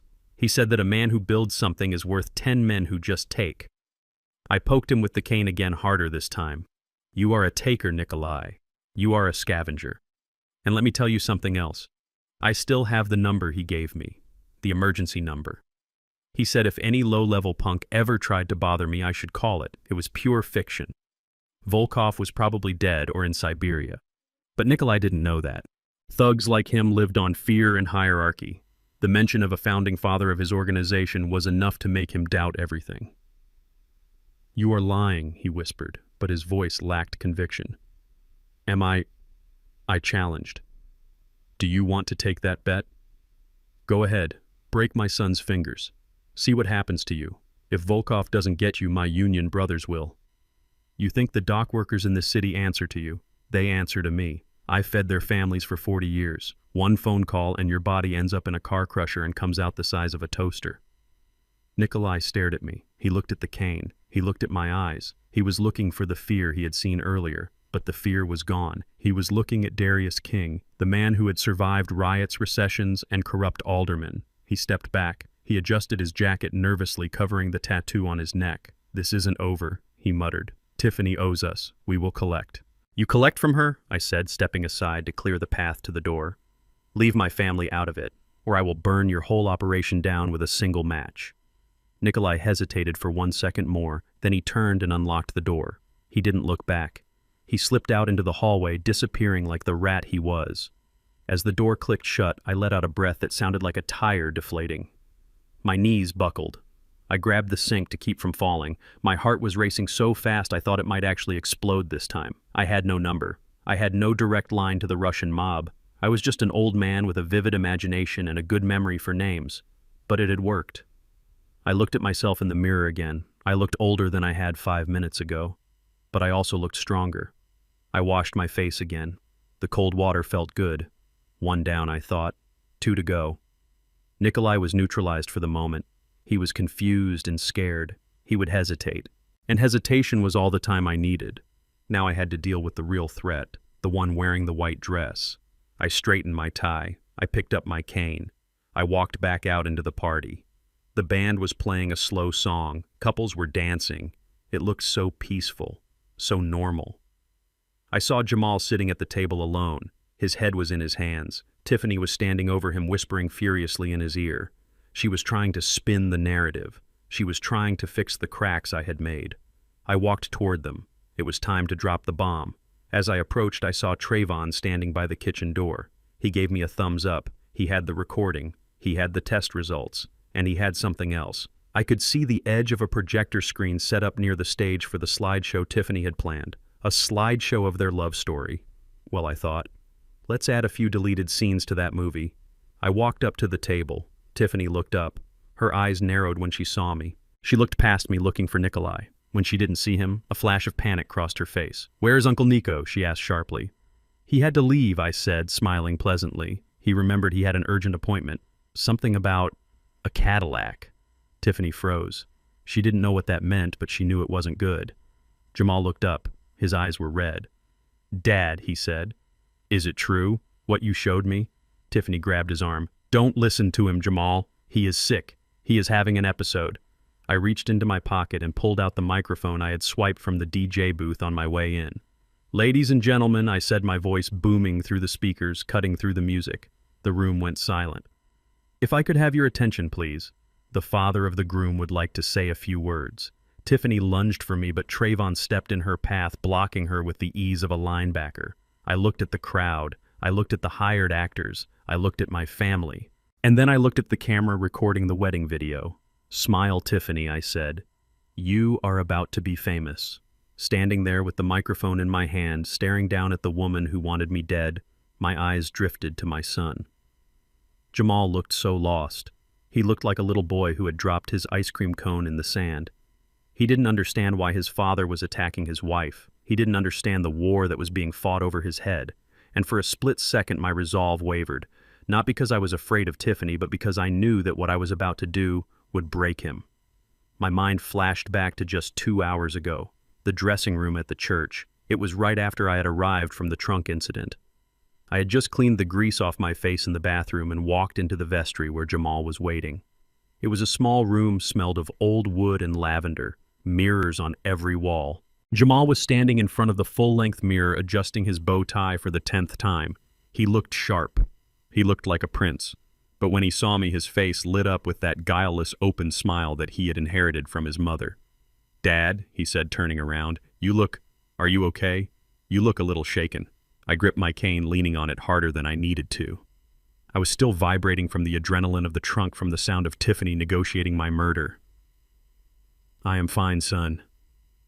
I lied, my voice raspy. "Just old age." The traffic was bad. Jamal rushed over and guided me to a velvet armchair. "Sit down, Dad. I will get you some water." He poured a glass from a crystal pitcher. He handled it with such care. He was a good boy. That was the tragedy of it. He wasn't a shark like me. He wasn't a wolf like Tiffany. He was a golden retriever, loyal, trusting, and completely oblivious to the fact that he was living in a house full of fleas. He sat down on the ottoman in front of me, his knees touching mine. He looked at me with shining eyes. "I am so happy you are here, Dad," he said. "I know you had your doubts about Tiffany. I know the Rolex thing was weird, but she really loves us. She really wants to be part of this family." I looked at him. I wanted to scream. I wanted to shake him. "She wants to bury this family, Jamal." I just nodded. "She is a determined woman," I said carefully. "She is," Jamal agreed eagerly. "And she is smart, Dad, like really smart about money. That is actually something I wanted to talk to you about." Before the ceremony starts, my stomach tightened. Here it comes, I thought. The pitch. "Oh," I asked. "Yeah," Jamal said, leaning in, his voice dropping to a confidential whisper. "You know how the warehouse district has been stagnant? I mean, it pays the bills, but it is old school, bricks and mortar. Tiffany says we are sitting on dead equity." Dead equity. I had built that dead equity with my bare hands while fighting off union busters and city inspectors. "And what does Tiffany suggest?" I asked, keeping my face neutral. "Crypto, Dad." Jamal said, his eyes widening with excitement. "She has this connection, a friend from her days at Yale who runs a private exchange in Malta. They have an algorithm that tracks arbitrage opportunities in emerging coins." She showed me the projections. "Dad, we are talking about 300% returns in 6 months. I stared at him. Crypto, Malta, Yale connection. It was a bingo card of red flags, and she needs capital to invest, I asked. "Well, yeah," Jamal said. "You have to buy in at a certain tier to get access to the algorithm." She was thinking, once we get the insurance stuff sorted out and the power of attorney, we could maybe liquidate the south lot, just the unused part. put it into Bitcoin, and this new coin called... He said a name. I didn't even hear it. It sounded like scam coin. I looked at my son's hands. They were soft, pianist's hands, coder's hands. They had never held a shovel. They had never held a gun. He didn't know that money wasn't magic. He didn't know that 300% returns didn't exist unless you were selling drugs or weapons. She showed you projections, I asked. On her iPad, Jamal said. Graphs and everything. It is legit, Dad. She wants to double our family fortune. She says she wants to surprise you. She wants to show you that she can add value, not just spend it. I felt a lump in my throat. It wasn't anger anymore. It was grief. Jamal wasn't greedy. He wasn't trying to steal my money to buy Ferraris. He was trying to impress me. He thought that if he could turn my millions into billions, I would finally look at him the way I looked at my foreman. He wanted to be a businessman like his dad. Tiffany had found his weak spot. She wasn't just seducing him with sex. She was seducing him with his own insecurity. She had convinced him that by handing her the keys to the vault, he was being a good son. That was the cruelest part. She had weaponized his love for me against me. Jamal, I said softly. Yeah, Dad. Do you trust me? Of course. Do you remember when you were 6 and you found that baby bird in the yard and you wanted to keep it in a shoebox? Jamal smiled, confused by the change of subject. Yeah, I named him Tweety. And do you remember what I told you? You told me to put it back in the tree, Jamal said. You said sometimes helping hurts. I looked at him. I reached out and touched his cheek. Sometimes to save something. You have to let it fall, I said. Jamal frowned. What do you mean, Dad? Is this about the crypto? If you don't like it, we don't have to do it. Tiffany just thought, it is not about the crypto, son, I said. It is about the nature of the world. There are sheep and there are wolves. And the worst kind of wolf is the one that wears a sheep's wool coat. Jamal laughed nervously. You are speaking in riddles, Dad. You are tired. Maybe I said. I stood up. My knees popped. I looked at him in the mirror one last time. The happy groom. The man about to walk into a buzzsaw. If I stopped the wedding right then in the dressing room, he would have hated me. He would have thought I was a jealous, controlling old tyrant who crushed his dreams. He would have eloped with her the next day, and she would have killed him in a hotel room in Vegas instead of here. No, he had to see the wolf eat. He had to see the blood. I fixed his tie. I tightened the knot until he blinked. You look good, son, I said. You look like a man ready to face his destiny. Thanks, Dad. Let's go, I said. The music is starting. As we walked out of the dressing room, Jamal was bouncing on the balls of his feet, dreaming of crypto millions and a happy life. I was walking beside him carrying a grenade with the pin pulled out. Back in the ballroom, the memory faded. I looked at Jamal sitting at the table, his head in his hands, Tiffany whispering poison in his ear. He was still that little boy with the shoebox. He was trying to protect the bird, but the bird was a viper. I gripped the microphone tighter. My knuckles turned white. I am sorry, Jamal, I thought. This is going to hurt you more than it hurts her, but one day you will thank me for the scar. I raised the microphone to my lips. I looked at Tiffany. She was still glaring at me, defiant, thinking she could still spin this. She thought she was fighting a senile old man. She didn't know she was fighting a father who had just realized that his son's innocence was the most dangerous thing in the room. Ladies and gentlemen, I repeated, my voice steady and cold as the grave I was supposed to be in. I hope you enjoyed the cake, because the icing is about to get a little bitter. I pointed the microphone at the projector screen. Trevon, I said, hit it. It was time to kill the sheep to save the man. The microphone was heavy in my hand, but I lowered it for a second because I saw Trevon moving through the crowd like a shadow cutting through smoke. He wasn't looking at the bride and he wasn't looking at the cake. He was looking at me, and his face was the color of old ash. He held his phone in one hand and a crumpled piece of paper in the other. He didn't have to speak for me to know that the news was bad. In my line of work, you learn to read a man's walk, and Trevon was walking like a man carrying a body. I stepped back from the center of the room, moving toward the edge of the stage where the shadows were deeper. The band was playing a cover of a Stevie Wonder song, something upbeat and joyous that felt disgusting against the backdrop of what was happening. Trevon reached me, and he didn't even try to whisper. He just shoved the phone into my hand. Look at the levels, boss, he said, his voice shaking in a way I had never heard before. My friend at the lab ran the sample from the glass shard and the rag. He ran it twice because he didn't believe the machine the first time. I looked at the screen. It was a graph with a red spike that shot up like a skyscraper. I didn't understand the chemistry, but I understood the name of the compound listed at the top, midazolam, and below that a synthetic opioid that was usually used to sedate elephants or large game animals. She didn't just want you to sleep, Trevon said, wiping sweat from his forehead.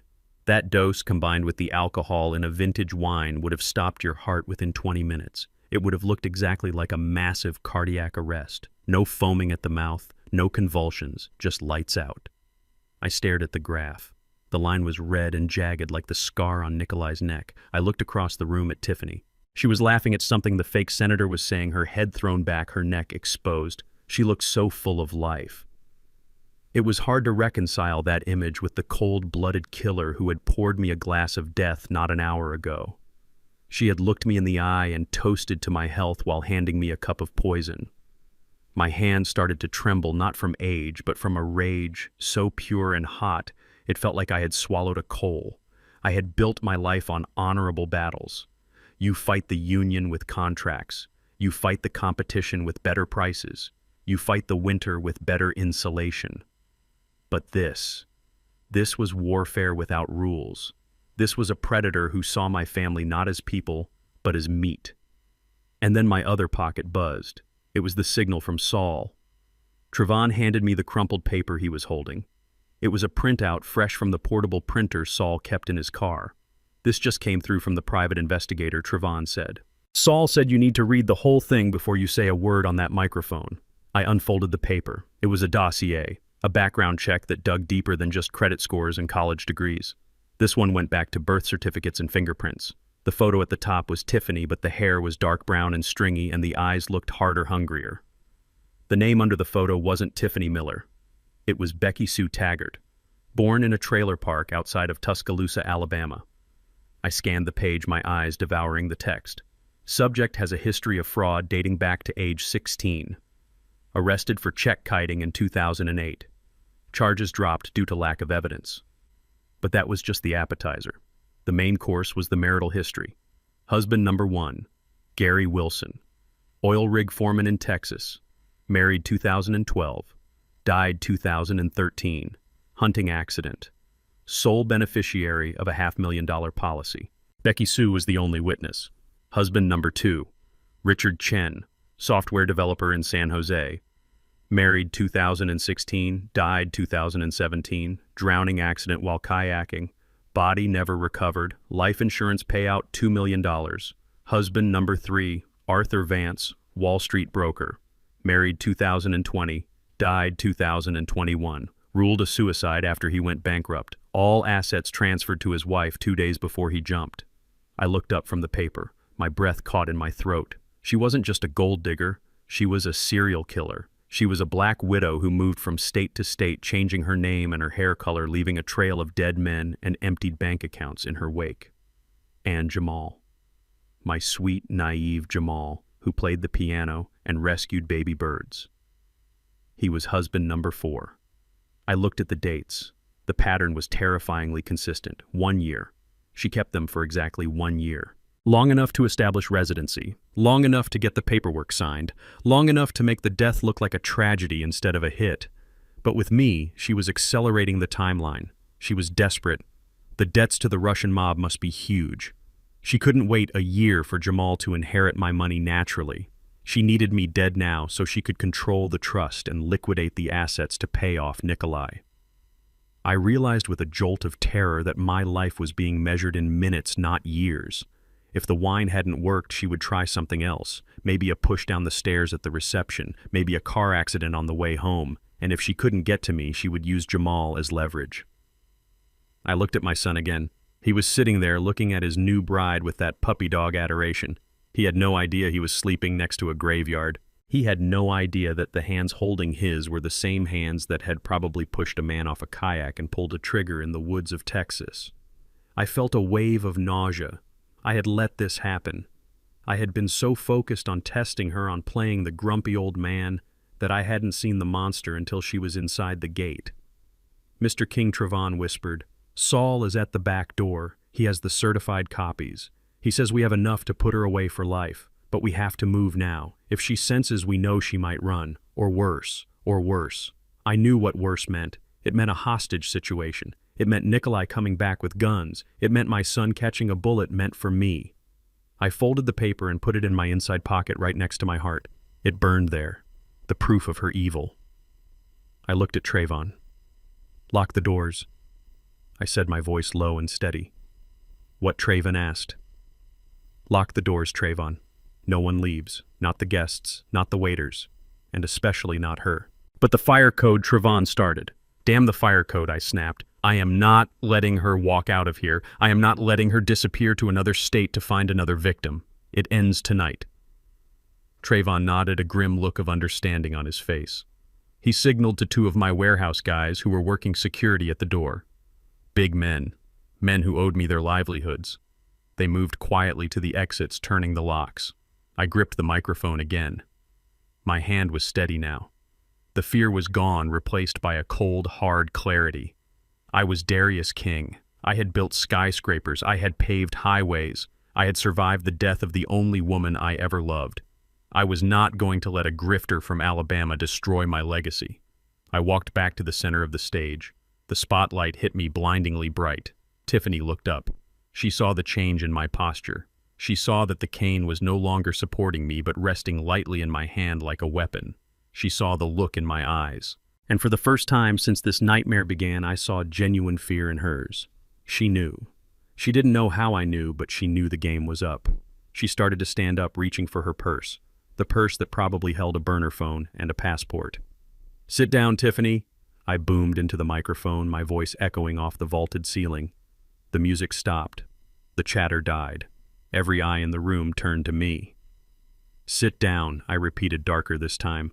"We haven't even opened the gifts yet, and I have a very special gift for you." I reached into my pocket and pulled out the dossier. I held it up for the room to see. "It is a storybook," I said. "It is a fairy tale about a girl named Becky Sue." Tiffany froze halfway out of her chair. Her face went white as the fondant on the cake. Jamal looked at me, then at her. "Dad, what are you doing?" he asked, his voice trembling. "I am reading the news, son," I said. I looked at the camera. I looked at the crowd. Chapter 1. I said, opening the file. Once upon a time, in a trailer park in Tuscaloosa, the air in the room grew heavy, charged with the static of impending violence. I could see Mr. Miller reaching under his jacket. I could see the fake guests shifting uncomfortably. But I didn't care. I was the lion in the center of the ring, and I was about to roar. The silence that followed my opening line about the fairy tale of Becky Sue did not last long. I had expected Tiffany to scream or run or maybe even attack me. I was ready for violence. I was ready for denial. But I had underestimated her. I had forgotten that a predator does not panic when the trap snaps. A predator adapts. Before I could read the second sentence from the dossier, Tiffany burst into tears.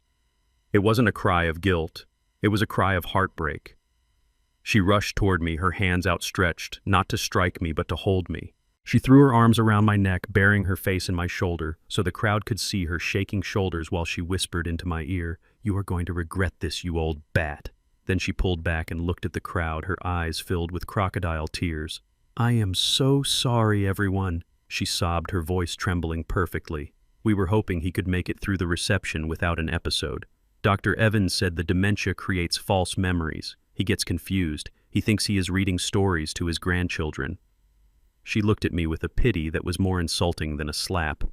"Oh, Dad," she said softly, reaching for the microphone, "give me that. You are tired. You are mixing up your stories again. There is no Becky Sue. You are at Jamal's wedding. Remember, I tried to pull away, but Mr. Miller was suddenly there, his hand gripping my elbow with the force of a vice clamp. "Let's get him a chair," Mr. Miller announced to the room. "He is having a spell." The room shifted. I could feel it. The tension that I had built, the accusation that hung in the air, it all dissolved into awkward sympathy. The guests weren't looking at a brave whistleblower exposing a criminal anymore. They were looking at a senile old man ruining his son's wedding with the ramblings of a broken mind. I saw my sister Hattie cover her mouth. I saw my friends from the union shaking their heads sadly. "He is losing it," someone whispered. "I heard it was Alzheimer's," another voice replied. "No!" I shouted, trying to shake off Mr. Miller's grip. "I am not crazy. This woman is a fraud. Her name is Becky Sue Taggart, and she is wanted in 3 states. But the more I shouted, the more crazy I sounded. That is the genius of the gaslight. The truth sounds like hysteria when the lie is told calmly. Tiffany shook her head, wiping her eyes. See, she said to the room, he gets paranoid. He thinks everyone is out to get him. It breaks my heart. We have been trying to keep it private, but... She trailed off, letting the crowd fill in the blanks. Jamal stood up. He looked destroyed. He didn't look at the dossier I had dropped on the table. He looked at me. Dad, he said, his voice cracking. Please, just sit down. You are making a scene. I looked at my son. The pain in his eyes was real. He believed her. She had spent months planting these seeds, telling him I was forgetting things, telling him I was mixing up names. And now she was harvesting the crop. I am not making a scene, Jamal, I said, trying to keep my voice steady. I am making a rescue. Mr. Miller squeezed my arm harder, hitting a pressure point that made my hand go numb. The microphone slipped from my fingers and clattered to the floor with a screech of feedback. Come on, Darius, Mr. Miller muttered in my ear. Don't make me break your arm right here. I let them lead me to a chair. I sat down, breathing hard. I needed to regroup. I had played the card too early, or maybe just in time. I watched Tiffany pick up the dossier. She didn't open it. She just clutched it to her chest like it was a hymnal. I will put this away for you, Dad, she said sweetly. We can read stories later. She walked away toward the head table. I knew she was going to destroy it. But she didn't know I had copies. She didn't know Saul had the originals. I need water, I rasped. I will get it, Jamal said, jumping up.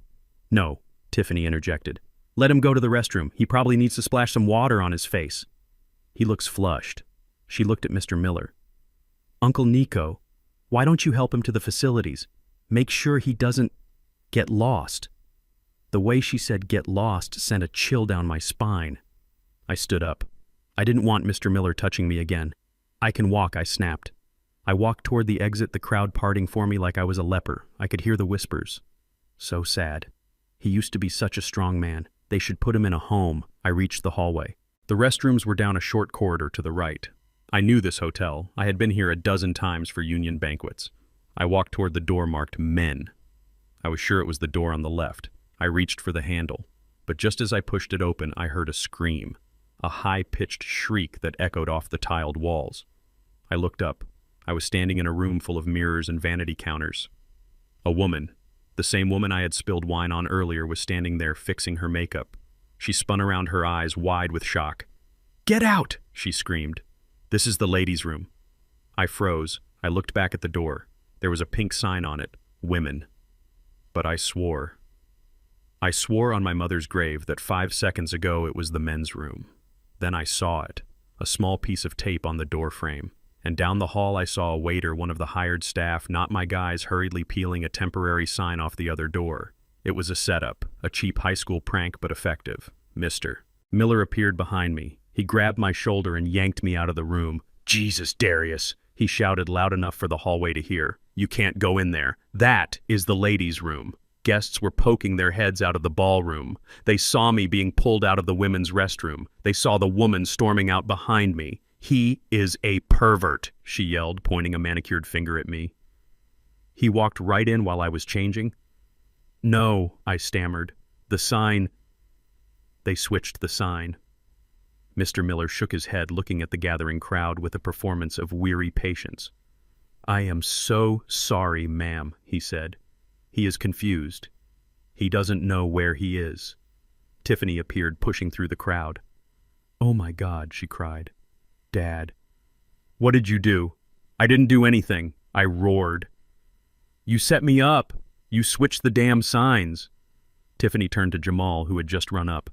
"See, Jamal," she said, sobbing again. "He is getting worse. He is wandering into the ladies' room. He is shouting about conspiracies. We can't keep him at home anymore. It is dangerous. What if he wanders into traffic? What if he hurts someone?" Jamal looked at me. He looked at the sign on the door. He looked at the angry woman. "Dad," he whispered. Why, I looked at my son. I saw the doubt hardening into resolve. He was accepting the narrative.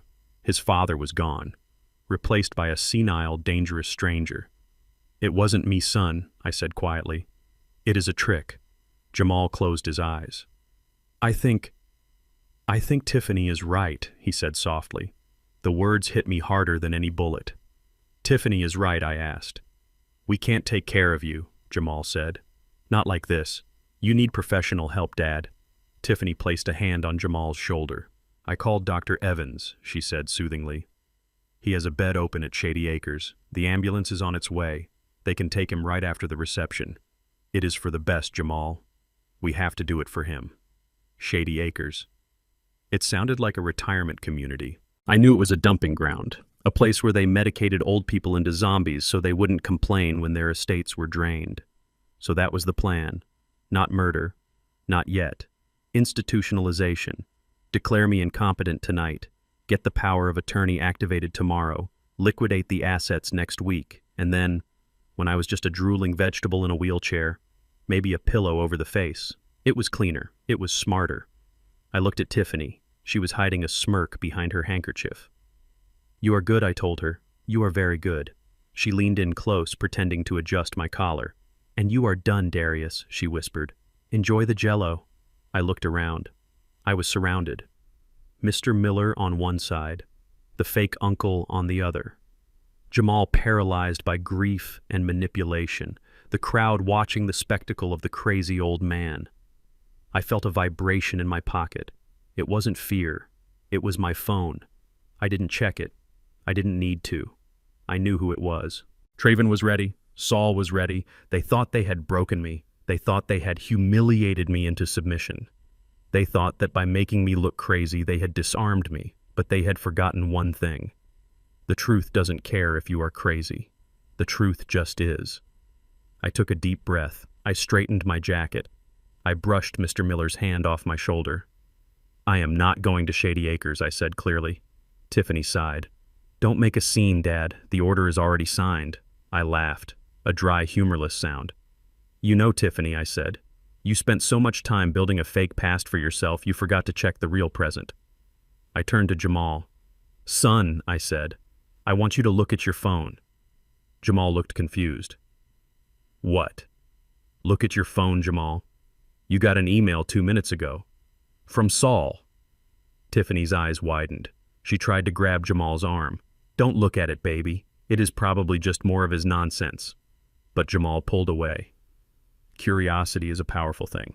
He pulled his phone out of his pocket. I watched his face. I watched the color drain from his cheeks. I watched his eyes scan the PDF attachment. It wasn't the dossier. It was something better. It was the video from the scrapyard, the one Trevon had sent while everyone was staring at the ladies' room door. Turn up the volume, son, I said. Jamal tapped the screen, and suddenly through the silence of the hallway came the voice of his beloved bride. 30 days. We get married today. Then we wait 3 weeks and pull the plug.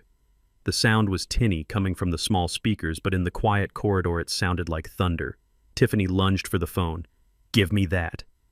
But Jamal stepped back. He looked at the phone. He looked at the woman in the white dress. And then he looked at me.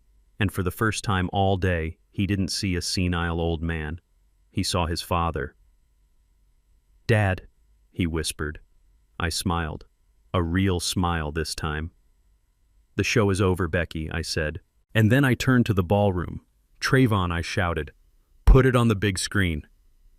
It was time to bring the house down. The hallway outside the ballroom was a strange purgatory between the heaven of the party and the hell of the reality I was living in. The music thumped through the heavy double doors, a muffled bass line that sounded like a heartbeat under stress. I stood there with my son, the man I had raised to be a prince, watching him crumble under the weight of a truth he refused to carry. Jamal was pacing. He was sweating through his tuxedo shirt, wiping his forehead with a trembling hand. He looked at the closed doors, then back at me, his eyes darting like a trapped animal. He wanted to go back inside. He wanted to go back to the cake and the champagne and the lies. He wanted to pretend that the video on his phone, the voice of his wife talking about pulling the plug, was just a glitch, a mistake, a bad dream. Jamal, I said, keeping my voice low and steady, stop walking. Look at me. He stopped, but he didn't look at me. He looked at the floor. Dad, please, he whispered. I can't do this right now. Tiffany is waiting. The guests are waiting. We have to do the first dance. It is our song. I took a step toward him. My cane clicked on the marble floor, a sharp, lonely sound. "There is no song, Jamal," I said. "There is only a dirge. You heard the recording. You heard her voice. She gave you 30 days. Do you understand what that means?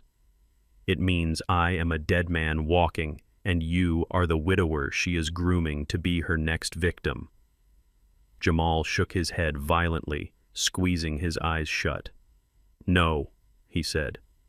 "No. It is out of context. You don't know her dad. She has a dark sense of humor.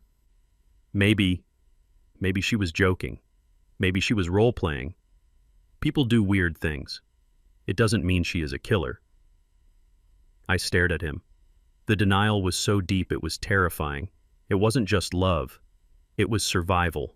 If he admitted I was right, he had to admit that the last year of his life was a lie. He had to admit that he had been played. And for a man like Jamal, who prided himself on his intellect, on his ability to see patterns in code, admitting he had been hacked was impossible. I reached into my pocket. I had one card left to play before I burned the whole house down. "I didn't want to show you this," I said. "I wanted the voice to be enough, but I see that she has blinded you." I pulled out the physical photograph that Trayvon had printed along with the dossier. It was grainy, taken with a zoom lens from behind a stack of crushed cars, but the clarity was undeniable. It showed the scrapyard. It showed the rust and the mud. In the foreground was my Lincoln Town car, and leaning against the hood were two people. One was Nikolai, the man currently posing as a loving uncle inside that ballroom. The other was Tiffany. She was wearing her white coat, the one she wore to the rehearsal dinner. Her hands were on his chest, and he was kissing her. Not a friendly peck on the cheek, a deep, possessive kiss. I held the photo out. My hand was shaking, not from age, but from the sheer weight of the heartbreak I was about to inflict on my son. "Look at it, Jamal," I commanded. He refused. He turned his head away. "I don't want to see your Photoshop tricks, Dad," he snapped. "I know you hate her. I know you think I am not good enough for her family." I grabbed his arm. My grip was hard. "I don't hate her because she is white, Jamal," I shouted. "I don't hate her because she is rich. I hate her because she is banging a Russian loan shark on the hood of my car while planning my murder." "Look at the damn picture." I shoved the photo into his chest. He instinctively grabbed it to keep it from falling. He looked down. Time seemed to stop. I watched his eyes scan the image. I watched his brain try to reject it. I watched him look for the flaws, for the pixelation, for the signs of a fake. But there were none. It was raw reality. I saw his face crumble. For a second, just a second, the truth got in. I saw the horror. I saw the realization that the woman he had kissed at the altar an hour ago had been kissing another man, a dangerous man, just hours before that. But then the defense mechanism kicked in. The cognitive dissonance was too painful. His mind couldn't handle the trauma, so it converted it into anger. He crushed the photo in his fist. He looked up at me and his eyes were full of tears, but they were angry tears. "How much did you pay for this?" he yelled. "What?" I asked, taken aback. "How much did you pay someone to make this?" he screamed, his voice echoing in the empty hallway. "You have always been jealous, haven't you? You have been lonely since Mom died, and you can't stand to see me happy. You want me to be miserable like you. You want me to sit in that big empty house with you and talk about the old days." "Jamal, stop," I said, stepping closer. "No," he shouted. "You are toxic. Dad, Tiffany told me you would do this. She said you would try to sabotage us because you are afraid of losing control. This is sick. Using AI to make fake porn of my wife, is that how low you have sunk?" He was rewriting reality in real time. He was parroting the lines she had fed him. She had inoculated him against the truth so well that the evidence just made him hate me more. "Son," I said, reaching out to touch his shoulder. "Please, just come with me. Just leave the building. We can sort this out." "Don't touch me," he screamed. And then he did it. He shoved me. It wasn't a gentle push. It was a shove fueled by a year of manipulation, by the fear of humiliation, by the desperate need to protect his fragile ego. He put both hands on my chest and pushed with all his strength. I wasn't ready for it. I was leaning on my cane. The force of the blow threw me off balance. My cane clattered across the floor. My feet slipped on the polished marble. I fell backward. Time slowed down. I felt the air leave my lungs as my back hit the hard floor. My head cracked against the stone with a sickening thud. My glasses flew off and skittered away. I lay there stunned. The pain radiated from my hip and my head, but the physical pain was nothing compared to the hole that had just been punched through my heart. My son had struck me, the boy I had carried on my shoulders, the boy I had taught to tie his shoes, the boy who had cried when his goldfish died. He had just put his hands on his 74-year-old father and thrown him to the ground. Silence fell over the hallway. Jamal stood over me, his chest heaving, his hands still raised in the pushing position. He looked down at me, and for a moment the anger vanished, replaced by sheer terror. He looked at his own hands as if they didn't belong to him. "Dad," he whispered. I tried to sit up, but the room spun. I groaned. Jamal took a step toward me, his hand reaching out. "Oh my God. Dad, I didn't mean to." But before he could help me, the double doors of the ballroom burst open. Tiffany stood there. She must have been listening. She must have been waiting for the explosion. She saw me on the floor. She saw Jamal standing over me, and she didn't gasp in horror. She didn't rush to help. She smiled, a tiny, victorious smile that vanished instantly, replaced by her performance face. "Oh my God," she shrieked, rushing to Jamal's side. "Jamal, are you okay? Did he attack you?" She grabbed Jamal, pulling him away from me. He fell." Jamal stammered, tears streaming down his face. "I didn't mean to push him. He was saying crazy things, Tiff. He showed me this picture." Tiffany snatched the crumpled photo from Jamal's hand without even looking at it. She balled it up tighter and shoved it into her bodice. "It is fake, baby," she cooed, stroking his face, keeping his eyes on her, not on me. "Of course it is fake. He is sick. We talked about this. The dementia makes him aggressive. He tried to hurt you, didn't he? I don't know," Jamal sobbed. I struggled to my elbows. My head was pounding. "Jamal," I croaked. "Look at me. Don't look at him," Tiffany commanded, her voice sharp. "He is dangerous. Look at what he made you do. He is trying to destroy you, Jamal. He wants to ruin our wedding because he is a bitter, hateful old man." She looked down at me. Her eyes were cold, dead things. "You need to leave Darius," she said, "or I am calling the police and pressing charges for assault. I saw you lunge at him." I looked at my son. He was letting her hold him. He was burying his face in her neck, hiding from the shame of what he had done. He was choosing the lie because the truth was too heavy to carry. I slowly pulled myself up. My hips screamed in protest. I had to crawl a few feet to retrieve my glasses. I put them on.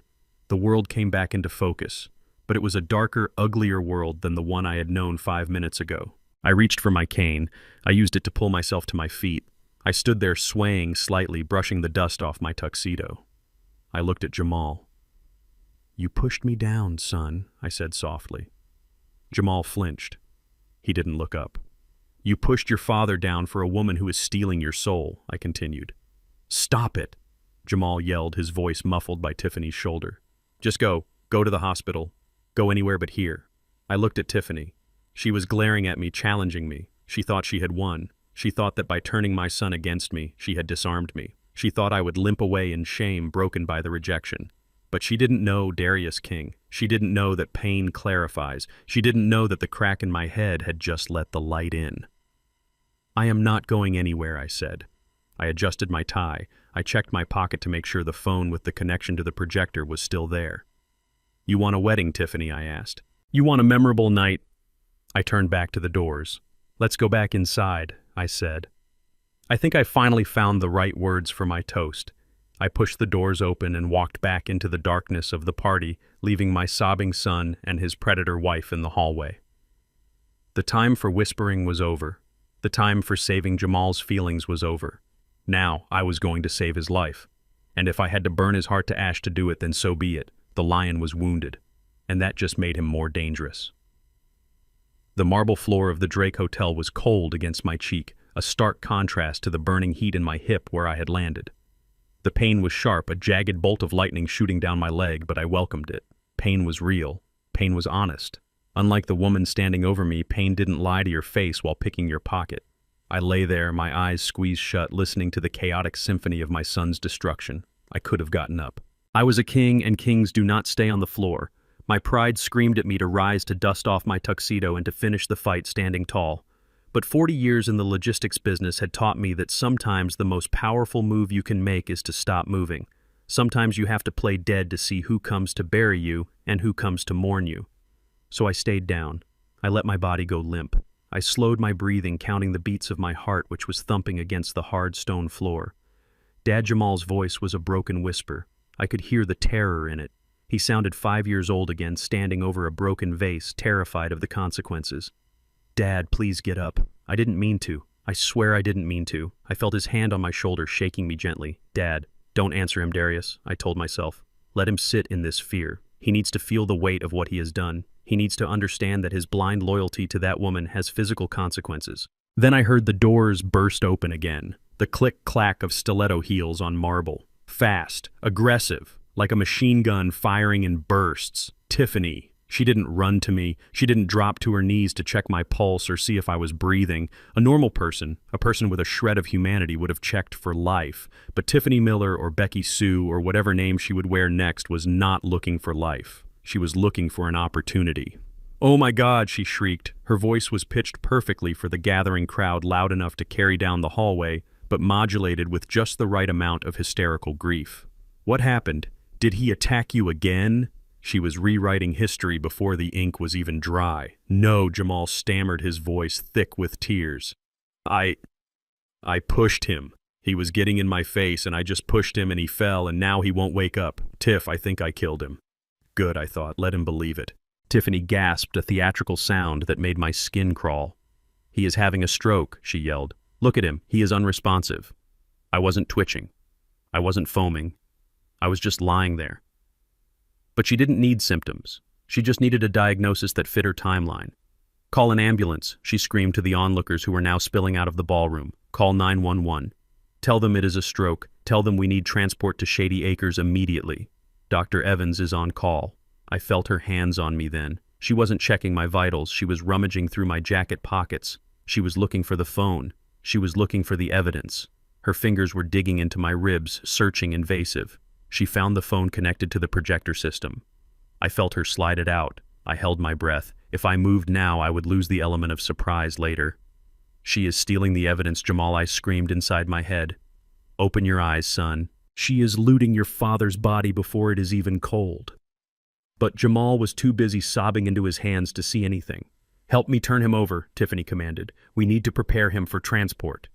She wanted me on my back. She wanted to look at my face to see if I was faking. I felt Mr. Miller's heavy hands grab my shoulder. He rolled me onto my back roughly. My head lolled to the side. I kept my eyes shut, my jaw slack. Tiffany leaned over me. I could smell her perfume, orchids and rot. She put her face close to mine. To the crowd, it looked like a loving daughter listening for a breath. In reality, she was whispering to me. "You should have taken the deal, old man," she hissed, her voice so low only I could hear it. "Now you are going to the funny farm. And don't worry about Jamal. I will take good care of him." For about 6 months. I wanted to bite her nose off. I wanted to snap my teeth shut and tear that perfect face apart. But I lay still. "I am not going to the funny farm, Becky," I thought. "And you are not going to the bank." I heard the sirens in the distance. They were coming fast.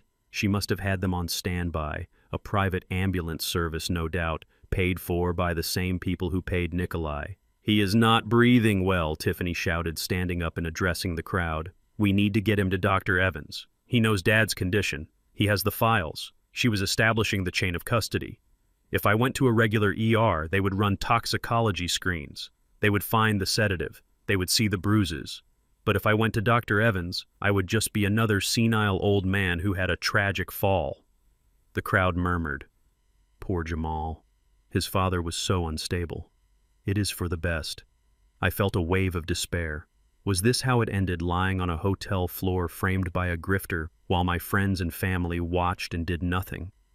Then I heard a sound that sounded like salvation.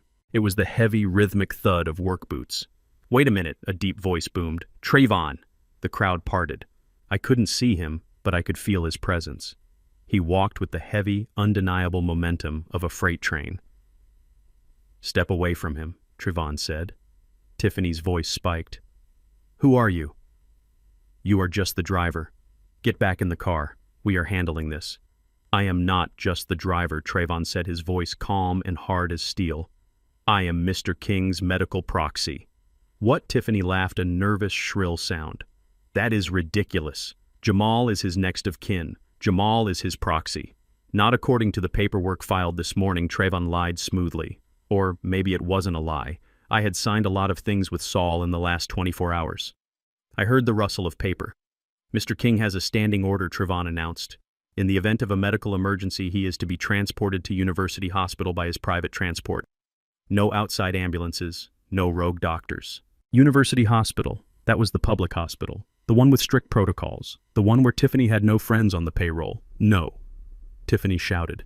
He needs specialized care. Dr. Evans is waiting. I am taking him, Trevon said. I felt Trevon kneel beside me. His hands were gentle, unlike Mr. Miller's. He slid an arm under my neck and another under my knees. I have got you, boss, he whispered. He lifted me. I am a big man, 200 pounds of solid weight. But Trevon lifted me like I was a child. Put him down, Tiffany screamed. You are kidnapping him. Uncle Nico, stop him. I felt the air shift as Mr. Miller stepped forward. Put the old man down, boy. Mr. Miller growled. Trevon didn't back down. I suggest you step back, Trevon said, unless you want me to tell the police about the gun you are carrying under that cheap suit. I am sure the hotel security would love to know about that. Mr. Miller hesitated.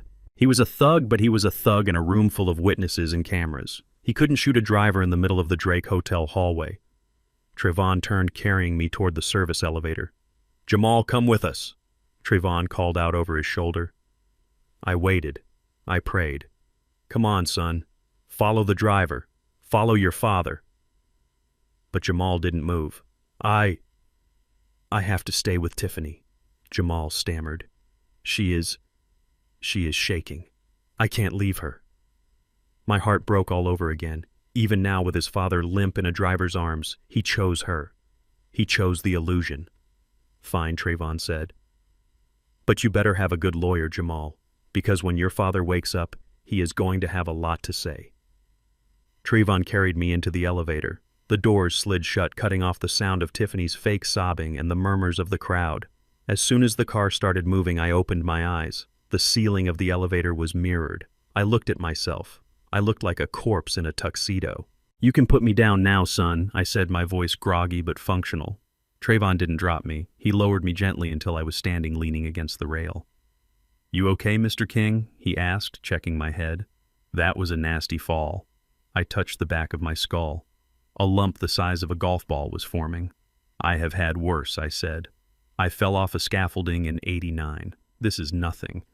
I looked at the floor indicator numbers counting down. Did you get the phone? I asked. Trevon reached into his pocket and pulled out my phone. Not the one Tiffany stole. My real phone.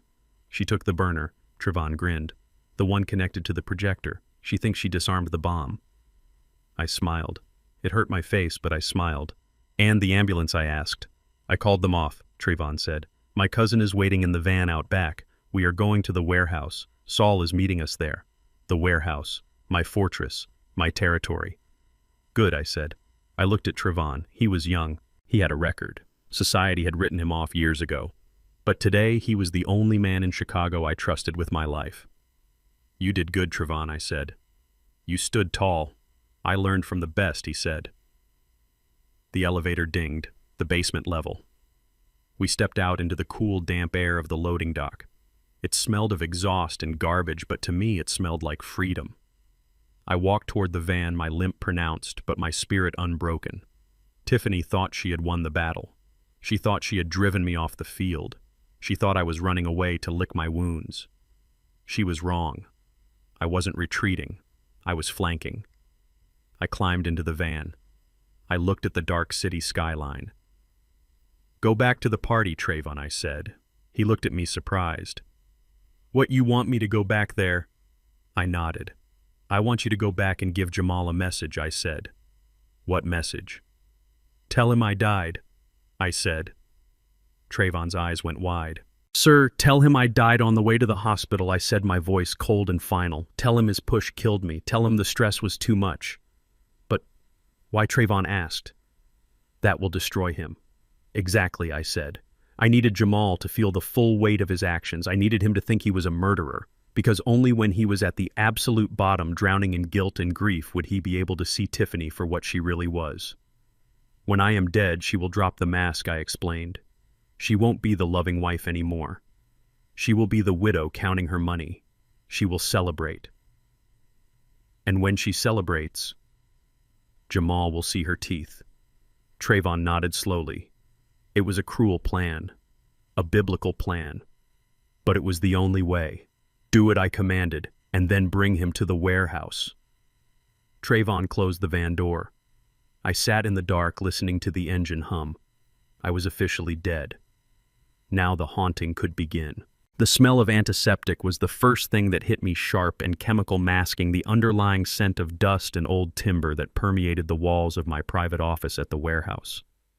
Trayvon had set it up perfectly. The hospital bed was a relic from when I had injured my back in '95 and refused to stay in a public ward. The heart monitor was beeping a steady, rhythmic cadence, its sound filling the dimly lit room. I lay there with my eyes closed, listening to the sound of my son falling apart. Jamal was weeping.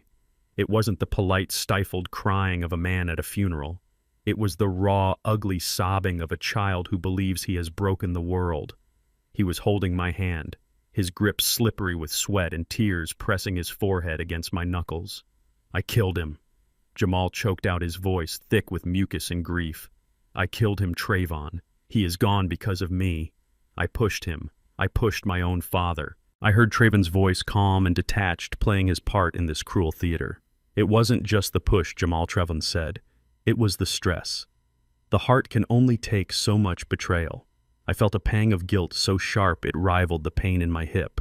I was torturing him. I was letting him marinate in a hell of his own making. But I knew I couldn't stop. Not yet. If I woke up now and hugged him, if I told him it was all a trick too soon, he would resent me. He would think I was manipulating him just like she was.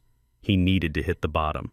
He needed to feel the absolute void of a life without me so he could understand what he was about to lose to that woman. I have to call her, Jamal sobbed, fumbling for his phone. I have to tell Tiffany. She needs to know. She loved him too, in her own way.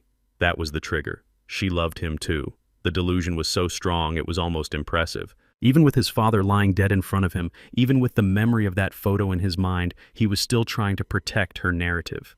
He was still trying to be the good husband to the Black Widow. Enough! I squeezed his hand. Hard. Jamal froze. His sobbing stopped abruptly, replaced by a sharp intake of breath. He tried to pull his hand away, thinking it was a post-mortem spasm, but I didn't let go. My grip was iron. It was the grip of a man who had hauled steel beams and crushed Union busters. I opened my eyes. The room was dim, lit only by the green glow of the monitor and a single desk lamp. Jamal was staring at me, his eyes wide, bloodshot, and terrified. He looked like he was seeing a ghost. "Dad," he whispered, his voice trembling.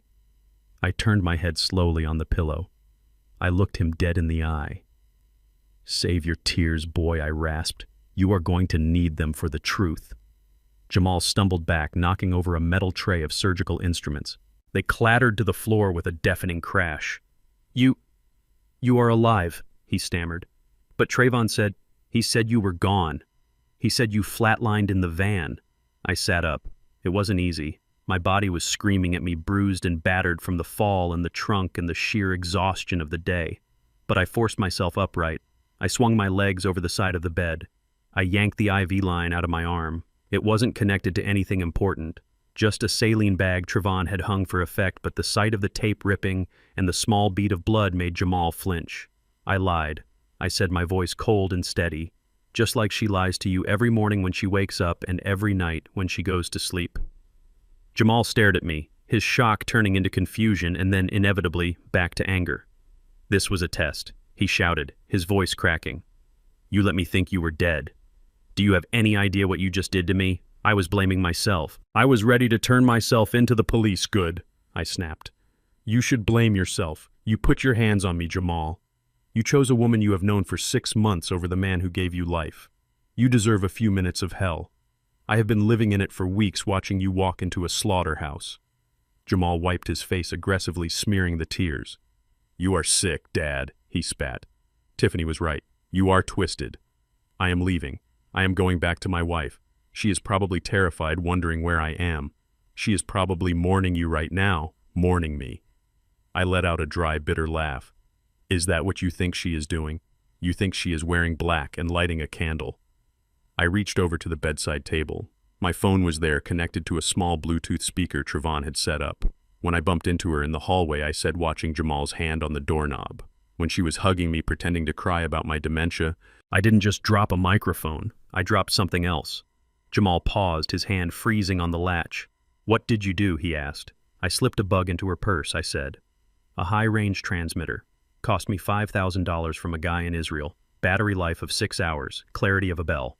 I tapped the screen of my phone. I opened the app. The signal was strong. "She isn't mourning son," I said. "She is celebrating." I hit the button. Static filled the room for a second. Then the sound of a car engine. Road noise. And then voices. Crystal clear. "Woo. Did you see the old bastard fall?" It was Tiffany's voice, but the pitch was different. It wasn't the soft, cultured soprano she used with Jamal. It was lower, harsher. It was the voice of a woman who smoked cheap cigarettes and drank whiskey straight from the bottle. Jamal turned slowly from the door. His face was pale. "It was perfect," a male voice answered. "Nikolai." The push was the cherry on top. "We don't even need the doctor to fake the stroke now. The fall gives us the cause of death. Brain bleed. Accidental. The kid did our job for us." I watched Jamal. He looked like he had been punched in the gut. He leaned against the doorframe for support. "He is so stupid." Tiffany's voice laughed, a cruel, cackling sound. "Did you see him crying, 'I didn't mean to push him'? God, he is pathetic." I almost felt bad. Almost. Almost. Nikolai chuckled. "So the papers, I have them in my bag," Tiffany said. "As soon as the official call comes in from the hospital, I become the grieving executor. We liquidate the South lot on Monday. I already have the buyer lined up in Shenzhen. 20 million cash. We pay off your boss and I am on a plane to Rio by Friday." "And the husband?" Nikolai asked. There was a pause on the recording. A long, chilling silence. Then the sound of a lighter flicking. A deep exhale. "Jamal," Tiffany said, her voice dripping with boredom. "Poor Jamal. He is so distraught over killing his father. Who knows what he might do? Maybe he overdoses on sleeping pills. Maybe he drives his Tesla off a bridge. Grief makes people do crazy things, Nico." The recording fell silent save for the hum of the car engine. I hit pause. The room was so quiet I could hear the hum of the refrigerator in the corner. Jamal slid down the doorframe until he was sitting on the floor. He wasn't crying anymore. He was staring at nothing. His mouth was open slightly, but no sound came out. He looked like a man who had just watched his house burn down with everything he owned inside. The denial was gone. The anger was gone. There was nothing left but the crater where his life used to be. "Rio," he whispered. His voice was hollow. "She hates Brazil. She told me she is allergic to the sun." I swung my legs off the bed and stood up. I grabbed my cane. I walked over to him. I didn't look down on him with pity. I looked down on him with expectation. "She is not allergic to the sun, Jamal," I said softly. "She is allergic to honesty." Jamal looked up at me. His eyes were swimming with a mixture of horror and shame so deep it hurt to look at. "She was going to kill me," he said. "Not just you. Me." "Yes," I said. "Why?" he asked. The eternal question of the victim. "Why me?" "Because you were easy," I said brutally. "Because you are soft. Because you wanted the fairy tale so bad you didn't check if the book was written in blood." I reached out my hand. He looked at my hand, the hand he had pushed away an hour ago. "Get up," I commanded. He hesitated. I can't," he whispered. "I can't face her. I can't go back there. I am so stupid, Dad. I am so sorry." I grabbed his collar and hauled him to his feet. He was heavy, dead weight, but I didn't care. I pulled him up until his face was inches from mine. "You are not stupid," I said fiercely. "You were poisoned, but now you have the antidote." I smoothed his tuxedo jacket. I straightened his tie, which was askew. "You are a king," I said, "and kings do not hide in warehouses while thieves sit on their thrones." "But what do we do?" he asked, his voice trembling. "She has guns. She has that guy Nikolai. We have something better," I said. I turned to the desk and picked up the thick file folder, the original dossier Saul had brought. "We have the truth," I said, "and we have a room full of people waiting for a toast." I walked to the door and opened it. The cool night air of the warehouse district rushed in. Trayvon was waiting by the van, the engine idling. "Ready to go back to the party?" Mr. King, Trayvon asked, grinning. I looked at Jamal. He wiped his face. He took a deep breath. His jaw set. It wasn't the jaw of the boy who played piano anymore. It was the jaw of a man who had just survived his own execution. "I am ready," Jamal said. I clapped him on the shoulder. "Then let's go bury Becky Sue," I said. We walked to the van, the dead man and the widower. The ride back to the hotel was silent, but the air inside the van was electric. We were no longer father and son fighting each other. We were soldiers marching to the same war. And as the city lights flickered past, I checked the time. 30 minutes had passed since I died. Just enough time for Tiffany to get comfortable. Just enough time for her to start drinking the good champagne. Perfect.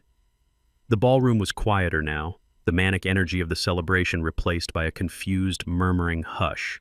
The band had stopped playing. The waiters were clearing plates with the soft clatter of china on silver moving like ghosts so as not to disturb the grieving family. From the shadows of the entrance, I watched her. Tiffany stood near the center of the room, surrounded by a small circle of her hired guests and a few of my genuine friends who had stayed behind out of concern. She was a vision of tragic beauty. Her head was bowed, a lace handkerchief pressed to her eyes. She was accepting condolences with the grace of a widow who had practiced this scene in front of a mirror 1,000 times. He was just so fragile, I heard her say, her voice trembling perfectly. We tried to tell him to slow down. Dr. Evans said his heart was a ticking time bomb. I just hope he didn't suffer. She was already burying me. She hadn't even waited for the official time of death. She was laying the groundwork for the funeral, for the swift cremation that would hide the evidence, for the reading of the will where she would dab her eyes and accept the warehouse district as a burden she must carry for the family. I looked at Jamal standing beside me. His face was a mask of granite. The tears were gone. The boy who had cried over a goldfish was gone. In his place was a man who had stared into the abyss of the woman he loved and seen a monster looking back. "Ready?" I asked softly. Jamal didn't look at me. He kept his eyes fixed on her. "Let's burn it down," he whispered. I nodded to the security guard at the door, one of my old foremen who looked like he wanted to break someone in half. He understood the assignment. He reached for the handles of the massive double doors. Boom! The doors swung open with a sound like a thunderclap hitting the stops with a force that shook the crystal sconces on the walls. The room froze. Every head turned. The murmurs died instantly. We stepped into the light. I didn't limp. The pain in my hip was still there, a hot knife twisting with every step, but I fed on it. I used it. I walked with a rhythm that was slow, deliberate, and terrifying. Tap, step, tap, step. My cane hit the marble floor, not as a crutch, but as a gavel calling a court to order. Jamal walked beside me. He didn't walk like a son following his father. He walked like a soldier marching into battle. His tuxedo jacket was buttoned, his shoulders were square, and his eyes were locked on his wife. A gasp rippled through the room. It started at the back and rolled forward like a wave until it hit the circle around Tiffany. She turned slowly, annoyed by the interruption, her face composed in a mask of tragic annoyance. "What is going on?" she began. "I told you we need—" Then she saw me. The color didn't just drain from her face, it vanished. She looked like she had been embalmed standing up. Her mouth opened, but no sound came out. She took a stumble step back, her high heel catching on the hem of her dress. She reached out blindly for support, grabbing the arm of Mr. Miller, whose own face had gone from thug tough to cornered rat in a split second. It was the look of a person seeing a ghost. A person who had mentally spent the inheritance money and was now watching the corpse walk back in to ask for a refund. I kept walking. I didn't smile. I didn't frown. I just looked at her. I let her feel the weight of my existence. "Daddy," she squeaked. It was a pathetic sound, a high, thin noise that cracked under the pressure of the impossible reality standing before her. I thought, they said. She couldn't even finish the sentence. She couldn't say, "I thought you were dead," because that would imply she knew I was supposed to be dead. I stopped 10 feet away from her. The room was so silent you could hear the hum of the air conditioning. "You thought what, Tiffany?" I asked. My voice wasn't loud, but it projected to the back corners of the room. It was the voice of the warehouse floor, the voice that cut through the noise of machinery. "You thought the fall killed me? Or did you think the wine would have done the job if I hadn't spilled it?" The accusation hung in the air like smoke. Tiffany blinked rapidly, her brain rebooting, trying to find a lie that could fit this new shape of reality. She looked at Jamal. She saw her salvation, or so she thought.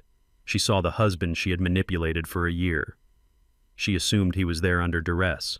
She assumed I had dragged him back. Jamal, she cried out, rushing toward him, ignoring me completely. "Oh my God, baby, you found him. Is he okay?" He wandered off. I was so scared. She reached for him. She put her hands on his chest, looking up at him with those big, tear-filled blue eyes that had worked every single time before. "Tell him, Jamal," she pleaded. "Tell him we were just trying to help him. Tell him about Dr. Evans." He is confused again. Jamal didn't move. He didn't hug her back. He stood there like a statue. She faltered. She felt the coldness coming off him. She looked down at his hands. They weren't reaching for her. They were clenched in fists at his sides. "Jamal," she whispered, a flicker of genuine fear entering her eyes for the first time. Jamal reached into his pocket. For a second, Mr. Miller tensed his hand, moving toward his jacket. But Jamal didn't pull out a weapon. He pulled out a ring. It was the platinum band she had placed on his finger 2 hours ago, the symbol of their eternal union, the shackle she had used to bind him to her debt and her crimes. He held it up. The diamonds caught the light of the chandelier. He looked at the ring. Then he looked at her. "You are right, Tiffany," Jamal said. His voice was calm, terrifyingly calm. I was confused. Tiffany let out a shaky breath, thinking she had an opening. "Of course you were, baby," she cooed. "It has been such a stressful day. Your dad, he pushes you. He makes you crazy. But we can fix this. We can—" I was confused about who I was sleeping with. Jamal interrupted, his voice rising, cutting her off. He took a step toward her. She took a step back. I thought I was sleeping with Tiffany Miller, the art history major from Connecticut who loved jazz and rescued stray cats. He took another step. But I was actually sleeping with Becky Sue Taggart, the Black Widow from Alabama, who has buried 3 husbands in 3 states. The name hit the room like a bomb. Becky Sue. Tiffany flinched as if he had slapped her. Her eyes darted around the room. She saw the guests staring. She saw the waiters stopping in their tracks. She saw the walls closing in. "Jamal, stop," she hissed, dropping the sweet act. "You are making a mistake. He has brainwashed you. That file is fake. He made it on a computer." "Did he make the recording on my phone too?" Jamal asked. He held up his phone. "Did he make the recording of you laughing about my dad falling? Did he use AI to make you call me stupid? Did he fake you telling your boyfriend Nikolai that you were going to cash out and move to Rio?" Tiffany went pale. She looked at Nikolai. The big Russian was backing away slowly, trying to blend into the shadows near the exit. But the door was blocked by my security team. He was trapped. Jamal didn't stop. He was releasing a year of poison from his system, and it was coming out as pure fire. "Rio, Tiffany, really?" Jamal laughed, a broken, jagged sound. "You told me you wanted a honeymoon in Paris. You told me you loved the culture. But I guess Paris doesn't have non-extradition treaties, does it?" Tiffany's face twisted. The mask fell completely. There was no more tragic widow. There was only a cornered animal, snarling and dangerous. "You are pathetic," she spat. "You are a mama's boy who never grew up. You think you are a man. You are just a wallet with a pulse." The crowd gasped. My sister Hattie stood up, clutching her purse like a weapon. Jamal didn't flinch. He took the insult and swallowed it. Maybe he said softly, "I was a wallet. I was a fool." He looked at the ring in his hand one last time. "But the wallet is closed, Becky, and the fool just woke up." He flicked his wrist. The ring flew through the air. It hit her in the chest, bounced off the silk of her wedding dress, and clattered onto the marble floor. It spun for a moment, a tiny circle of expensive metal, before coming to rest at her feet. Tiffany looked down at the ring. Then she looked up at us. Her eyes were full of hate. Pure, unadulterated hate. "You think you have won?" she screamed, her voice shrill and ugly. "You think you can just embarrass me like this? I am your wife legally. You can't just throw a ring at me and make it go away. I own half of everything. I have rights." I stepped forward then. I tapped my cane on the floor. "Actually," I said, drawing her fire, "you don't." She spun on me. "Shut up, old man. You should be dead." I smiled, a wolfish grin that showed all my teeth. "I am hard to kill, sweetheart. And as for your rights?" I reached into my jacket pocket. I pulled out the folder that Saul had given me. Not the dossier on her crimes. The other folder. The one with the wet ink. You see, I continued holding the papers up. While you were busy planning my funeral and counting your chickens, I was busy doing a little paperwork of my own. I opened the folder. This is a deed of transfer, I announced.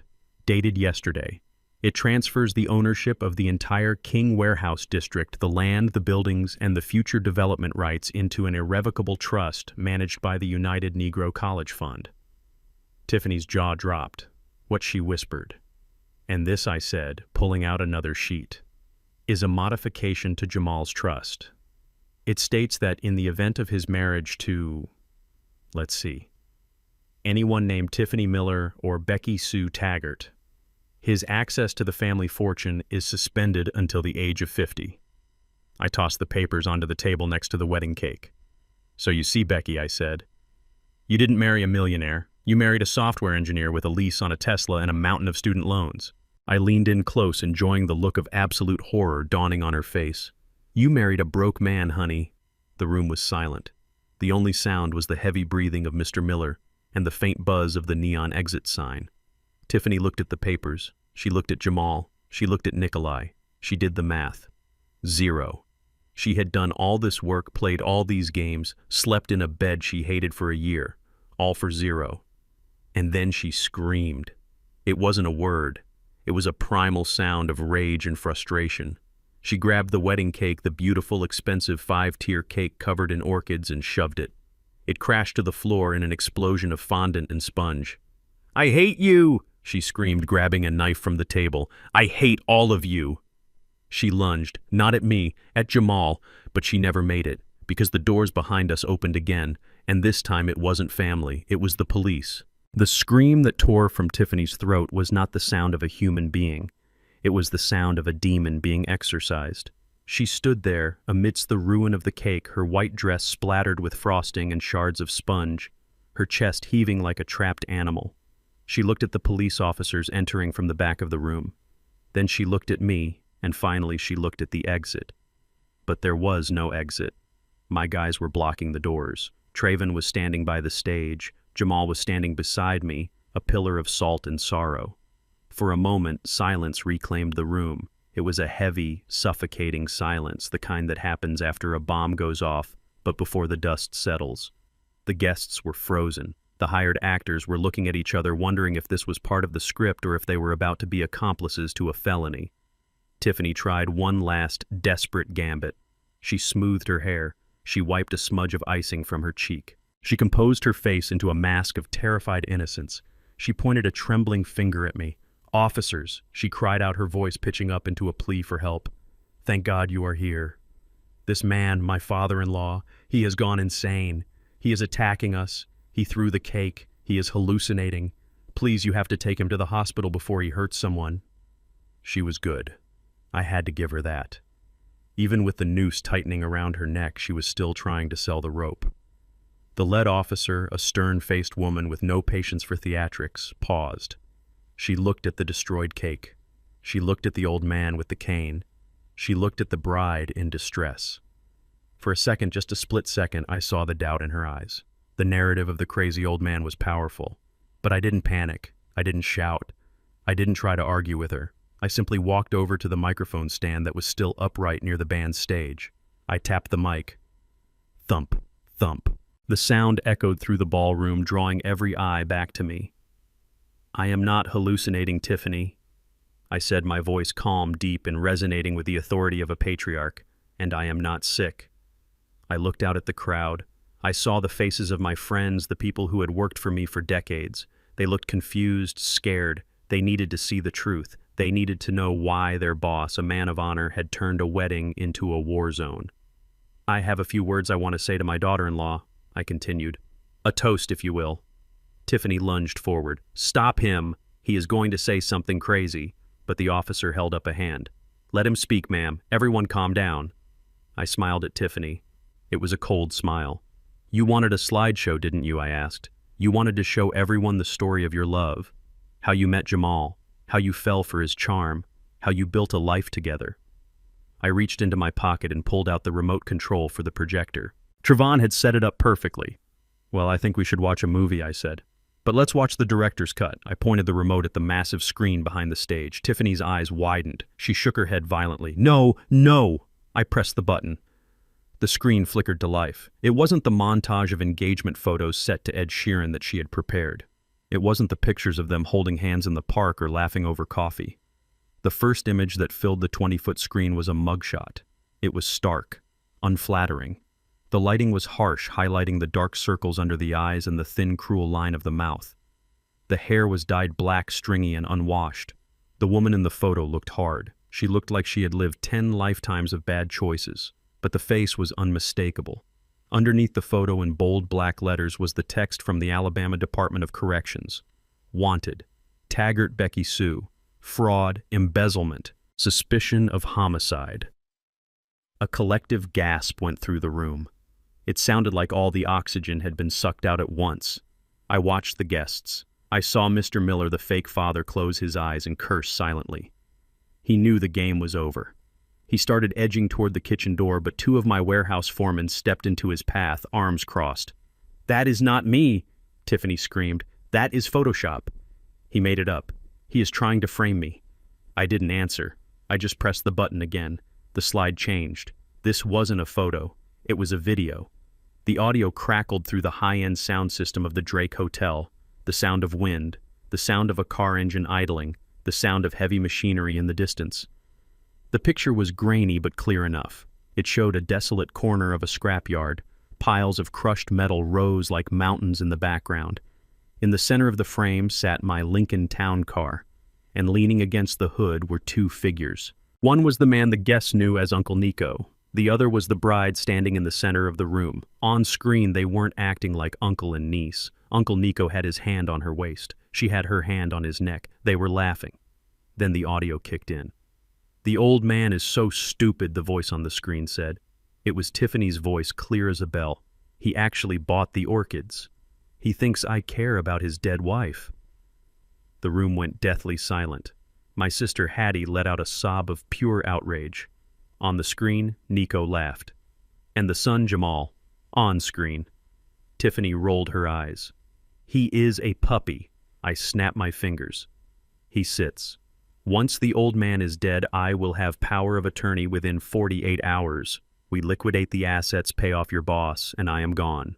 "What about the boy?" Nico asked. On screen, Tiffany shrugged. A cold, dismissive gesture. "Who cares? Maybe he has an accident too. Grief is a heavy burden, Nico." Then on the huge screen right above the wedding cake she had just destroyed, the Tiffany in the video leaned in and kissed the hitman. It was a long, passionate, hungry kiss. I paused the video right there, freezing that moment of betrayal in time. I looked down at the real Tiffany. She wasn't screaming anymore.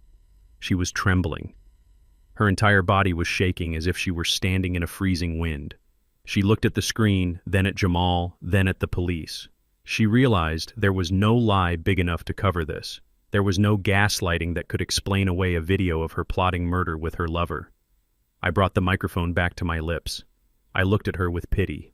Not for her, but for the soul she must have lost a long time ago. "You wanted a wedding, Becky," I said softly. "You wanted a spectacle. You wanted everyone to look at you." I gestured to the room. "Well, look around. They are looking." Tiffany let out a low, guttural moan. She sank to her knees, the white dress pooling around her like a shroud. "I am sorry," she whispered, looking at Jamal. "Jamal, baby, it was. I was forced. Nikolai made me—" Jamal stepped forward. He stood over her. He didn't look angry anymore. He looked empty. He didn't say a word. He just turned his back on her and walked toward me. He stood by my side, putting his hand on my shoulder. I looked at the police officer. She was no longer doubtful. Her hand was on her handcuffs. I turned back to Tiffany one last time. "Oh, and there is one more thing," I said. I pointed the remote at the screen again. I clicked to the final slide. It was a live feed, a security camera view. It showed the back alley behind the hotel. Parked next to the dumpster was a black Lincoln Town Car. The trunk was popping open. "You kept asking about the car," I said. "You wanted to know where the Lincoln was. You told Nikolai to have it crushed after the wedding to hide the evidence of me being in the trunk." Tiffany looked up. Her eyes filled with confusion and terror. "Well, I kept it for you," I said. I leaned forward, my voice dropping to a growl that only she and the front row could hear. "You want that Lincoln so bad, the police are waiting for you there." I nodded to the officer. "She is all yours, Captain," I said. "And be careful. She bites." The officers moved in. Tiffany didn't fight. All the fight had gone out of her. She went limp as they pulled her up. She didn't look at me. She didn't look at Jamal. She just stared at the floor, muttering to herself. It wasn't fair. It was so close. It wasn't fair. As they dragged her out, passing the guests she had hired and the family she had tried to destroy, the room remained silent. But as the doors closed behind her, a single sound broke the quiet. "It was my sister Hattie. Amen," she said loudly. And then the room exhaled. I lowered the microphone. My hand was shaking now. The adrenaline was fading, leaving behind the exhaustion of a man who had lived 10 years in a single day. I looked at Jamal. He was looking at the screen where the frozen image of the kiss still lingered. "Turn it off, Dad," he whispered. I handed the remote to Trayvon. "Kill it," I said. The screen went black. The movie was over. But the cleanup was just beginning. The chaos that erupted in the ballroom was not the joyous chaos of a wedding celebration, but the ugly, desperate panic of a crime scene being secured. I stood by the microphone stand, leaning heavily on my cane, watching the beautiful lie my daughter-in-law had constructed disintegrate into 1,000 jagged pieces. The illusion of wealth, the illusion of class, the illusion of love. It all evaporated under the harsh lights of the police tactical gear. The officers moved with precision. They swarmed the stage where Tiffany was still kneeling, her dress a ruin of frosting and shame. But my eyes were drawn to the periphery, to the rats trying to scurry off the sinking ship. The man playing Mr. Miller, the fake father with the silver beard and the Patek Philippe watch, had lost his senatorial bearing completely. He was sweating profusely, his eyes darting toward the service exit behind the kitchen swing doors. He nudged the woman playing Mrs. Miller, and they began to crab walk toward the shadows, trying to blend in with the terrified catering staff. They almost made it. They were 5 feet from the door when a shadow detached itself from the wall. It was Trayvon. He didn't shout. He didn't wave a gun. He simply stepped into their path, his arms crossed over his chest, his face a mask of stone. Mr. Miller tried to shove past him, snarling something about rights and lawyers, but Trayvon didn't budge. He moved with the lightning speed of a man who had survived the yard. He stuck out a foot, catching Mr. Miller by the ankle. The fake diplomat went down hard. He hit the parquet floor with a bone-rattling thud that made the guests flinch. His expensive toupee slid askew, revealing a shiny, bald pate underneath. Mrs. Miller screamed a high-pitched sound that had nothing to do with maternal instinct and everything to do with self-preservation. She tried to step over her fallen partner to save herself, but the police were already there. I watched as the officers zip-tied their hands behind their backs. The dignity was gone. The old money facade was gone. They were just 2 hired grifters rolling on the floor in rented formal wear. But the main event was center stage. 2 officers hauled Tiffany to her feet. She wasn't limp anymore. The shock had worn off, replaced by a feral, vicious energy. She was fighting them, kicking and thrashing, her fingernails clawing at the air. She looked like a wild animal caught in a trap, snapping at anything that came close. And the person closest to her was Jamal. My son was standing just outside the radius of the struggle, watching her with eyes that looked like empty windows. He wasn't crying anymore. The tears had dried up, leaving behind a barren landscape of betrayal. Tiffany saw him. She saw the pity in his gaze, and it ignited something ugly inside her. She stopped fighting the police for a second and lunged toward him, straining against the handcuffs that were clicking onto her wrists. "Help me, you idiot!" she screamed. Her voice was unrecognizable. It was raw and guttural. "Tell them to let me go. Tell them it is a mistake. You are my husband. You have to protect me." Jamal didn't move. He shook his head slowly. "You are not my wife," he said, his voice quiet but carrying through the sudden silence of the room. "You are a stranger." That broke her. The last thread of her composure snapped. If she couldn't manipulate him, she would destroy him. She wanted to hurt him one last time, to leave a scar that would never heal. "A stranger," she laughed, a wet hacking sound. "I was the best thing that ever happened to you. Look at you. You are pathetic. You are a weak, spineless little boy playing dress-up in a tuxedo." She spat on the floor near his shoes. "You think I loved you?" she sneered, her lip curling back to reveal teeth that looked sharper than I remembered. I couldn't stand touching you. Every time you kissed me, I had to close my eyes and think of the money. I had to think about the wire transfer hitting my account in the Cayman Islands just to keep from vomiting. The room gasped. My sister Hattie covered her ears. But Jamal stood his ground. He took the words like punches, absorbing them without flinching. "You are just like your father," she continued, her voice rising to a shriek. "You think you are kings because you have money, but you are nothing. You are just a affirmative action hire who got lucky. You are soft, you are weak. You are a mama's boy who needs his daddy to fight his battles because he is too scared to handle a real woman." The racism was there, thinly veiled but unmistakable. It hung in the air, toxic and heavy. She was stripping away the pretense of equality, revealing the deep-seated contempt she had held for us the entire time. She didn't just hate us because we were her marks. She hated us because of who we were. I gripped my cane, ready to step in, ready to shield my son from this final assault, but something stopped me. Jamal held up a hand. He didn't look at me. He looked at her, and then he laughed. It wasn't a happy laugh. It was a cold, dry sound. "A mama's boy," he repeated. He stepped closer to her, invading her space. The police officers tensed, ready to intervene, but Jamal didn't raise his fist. "Not yet. You are right, Becky," he said, using her real name like a weapon. "I was a mama's boy. My mother taught me to be kind. She taught me to trust. She taught me that love was worth fighting for. And because of her, I tried to save you. Even when the red flags were waving, I tried to see the good in you." Tiffany scoffed, rolling her eyes. "Oh, spare me the sermon." But Jamal wasn't finished. "But my father," he continued, pointing a thumb at me without looking away from her. "My father taught me something else.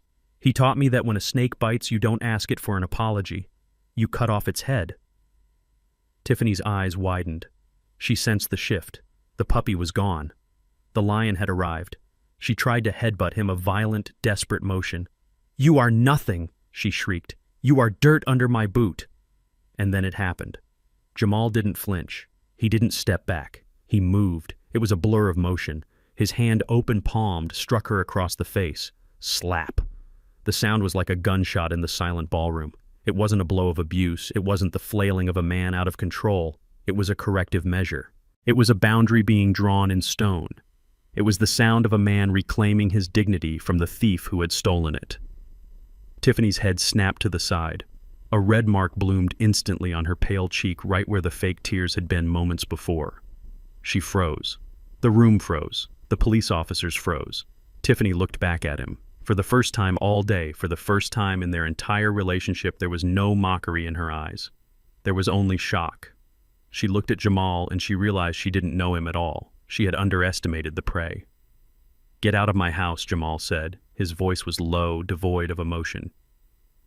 "But we are at a hotel," she stammered, confused by the shift in power. "I don't mean this building," Jamal said, stepping closer until he was towering over her. "I mean, get out of my head. Get out of my heart, get out of my past, and get out of my future. You are erased. You are deleted. You are a bad line of code that I am overwriting." He looked at the officers. "Get her out of my sight," he commanded. It wasn't a request. It was an order given with the authority of a king. The officers nodded. They grabbed Tiffany by the arms and hauled her backward. She didn't fight anymore. She didn't scream. She just stared at Jamal as if seeing him for the first time. She was dragged past the guests, past the ruined cake, past the screen still displaying her mugshot. As she reached the doors, she looked back. Not at Jamal, at me. Our eyes met. I didn't smile. I didn't gloat. I just tapped my cane on the floor once. A period at the end of the sentence. The doors swung shut. She was gone. The silence that followed was heavy, but it was clean. The poison had been sucked out of the room. Jamal stood there staring at the closed doors. His hand was trembling slightly, the hand that had delivered the slap. He looked down at it as if wondering if it belonged to him. I walked over to him. The tap of my cane was the only sound in the room. I stood beside him. I didn't hug him yet. I let him stand on his own 2 feet. "You okay, son?" I asked softly. Jamal took a deep breath.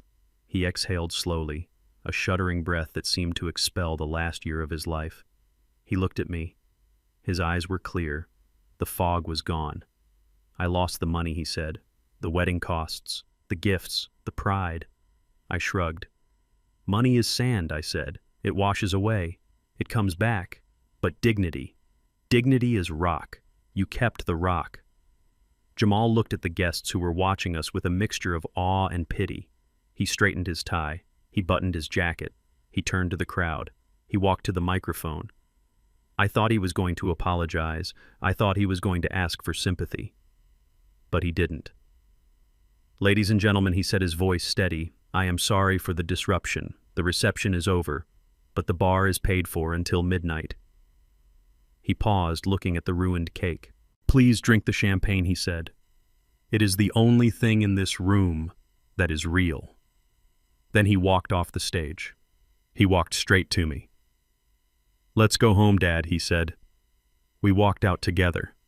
Not father and child, but father and man, survivors of the same war. As we stepped out into the cool Chicago night, leaving the wreckage of the wedding behind, I looked at my son, and I knew that Coretta was smiling down on us. We had lost a daughter-in-law, but we had found ourselves. And for the first time in a long time, I wasn't afraid of the future. The lion was awake, and the cub had learned to roar. If you enjoyed this story of justice and family, please hit that like button and subscribe to the channel. It really helps us bring you more stories like this one. And tell me in the comments, have you ever had to cut a toxic person out of your life to save yourself? I read every single comment. Until next time, stay strong and trust your gut.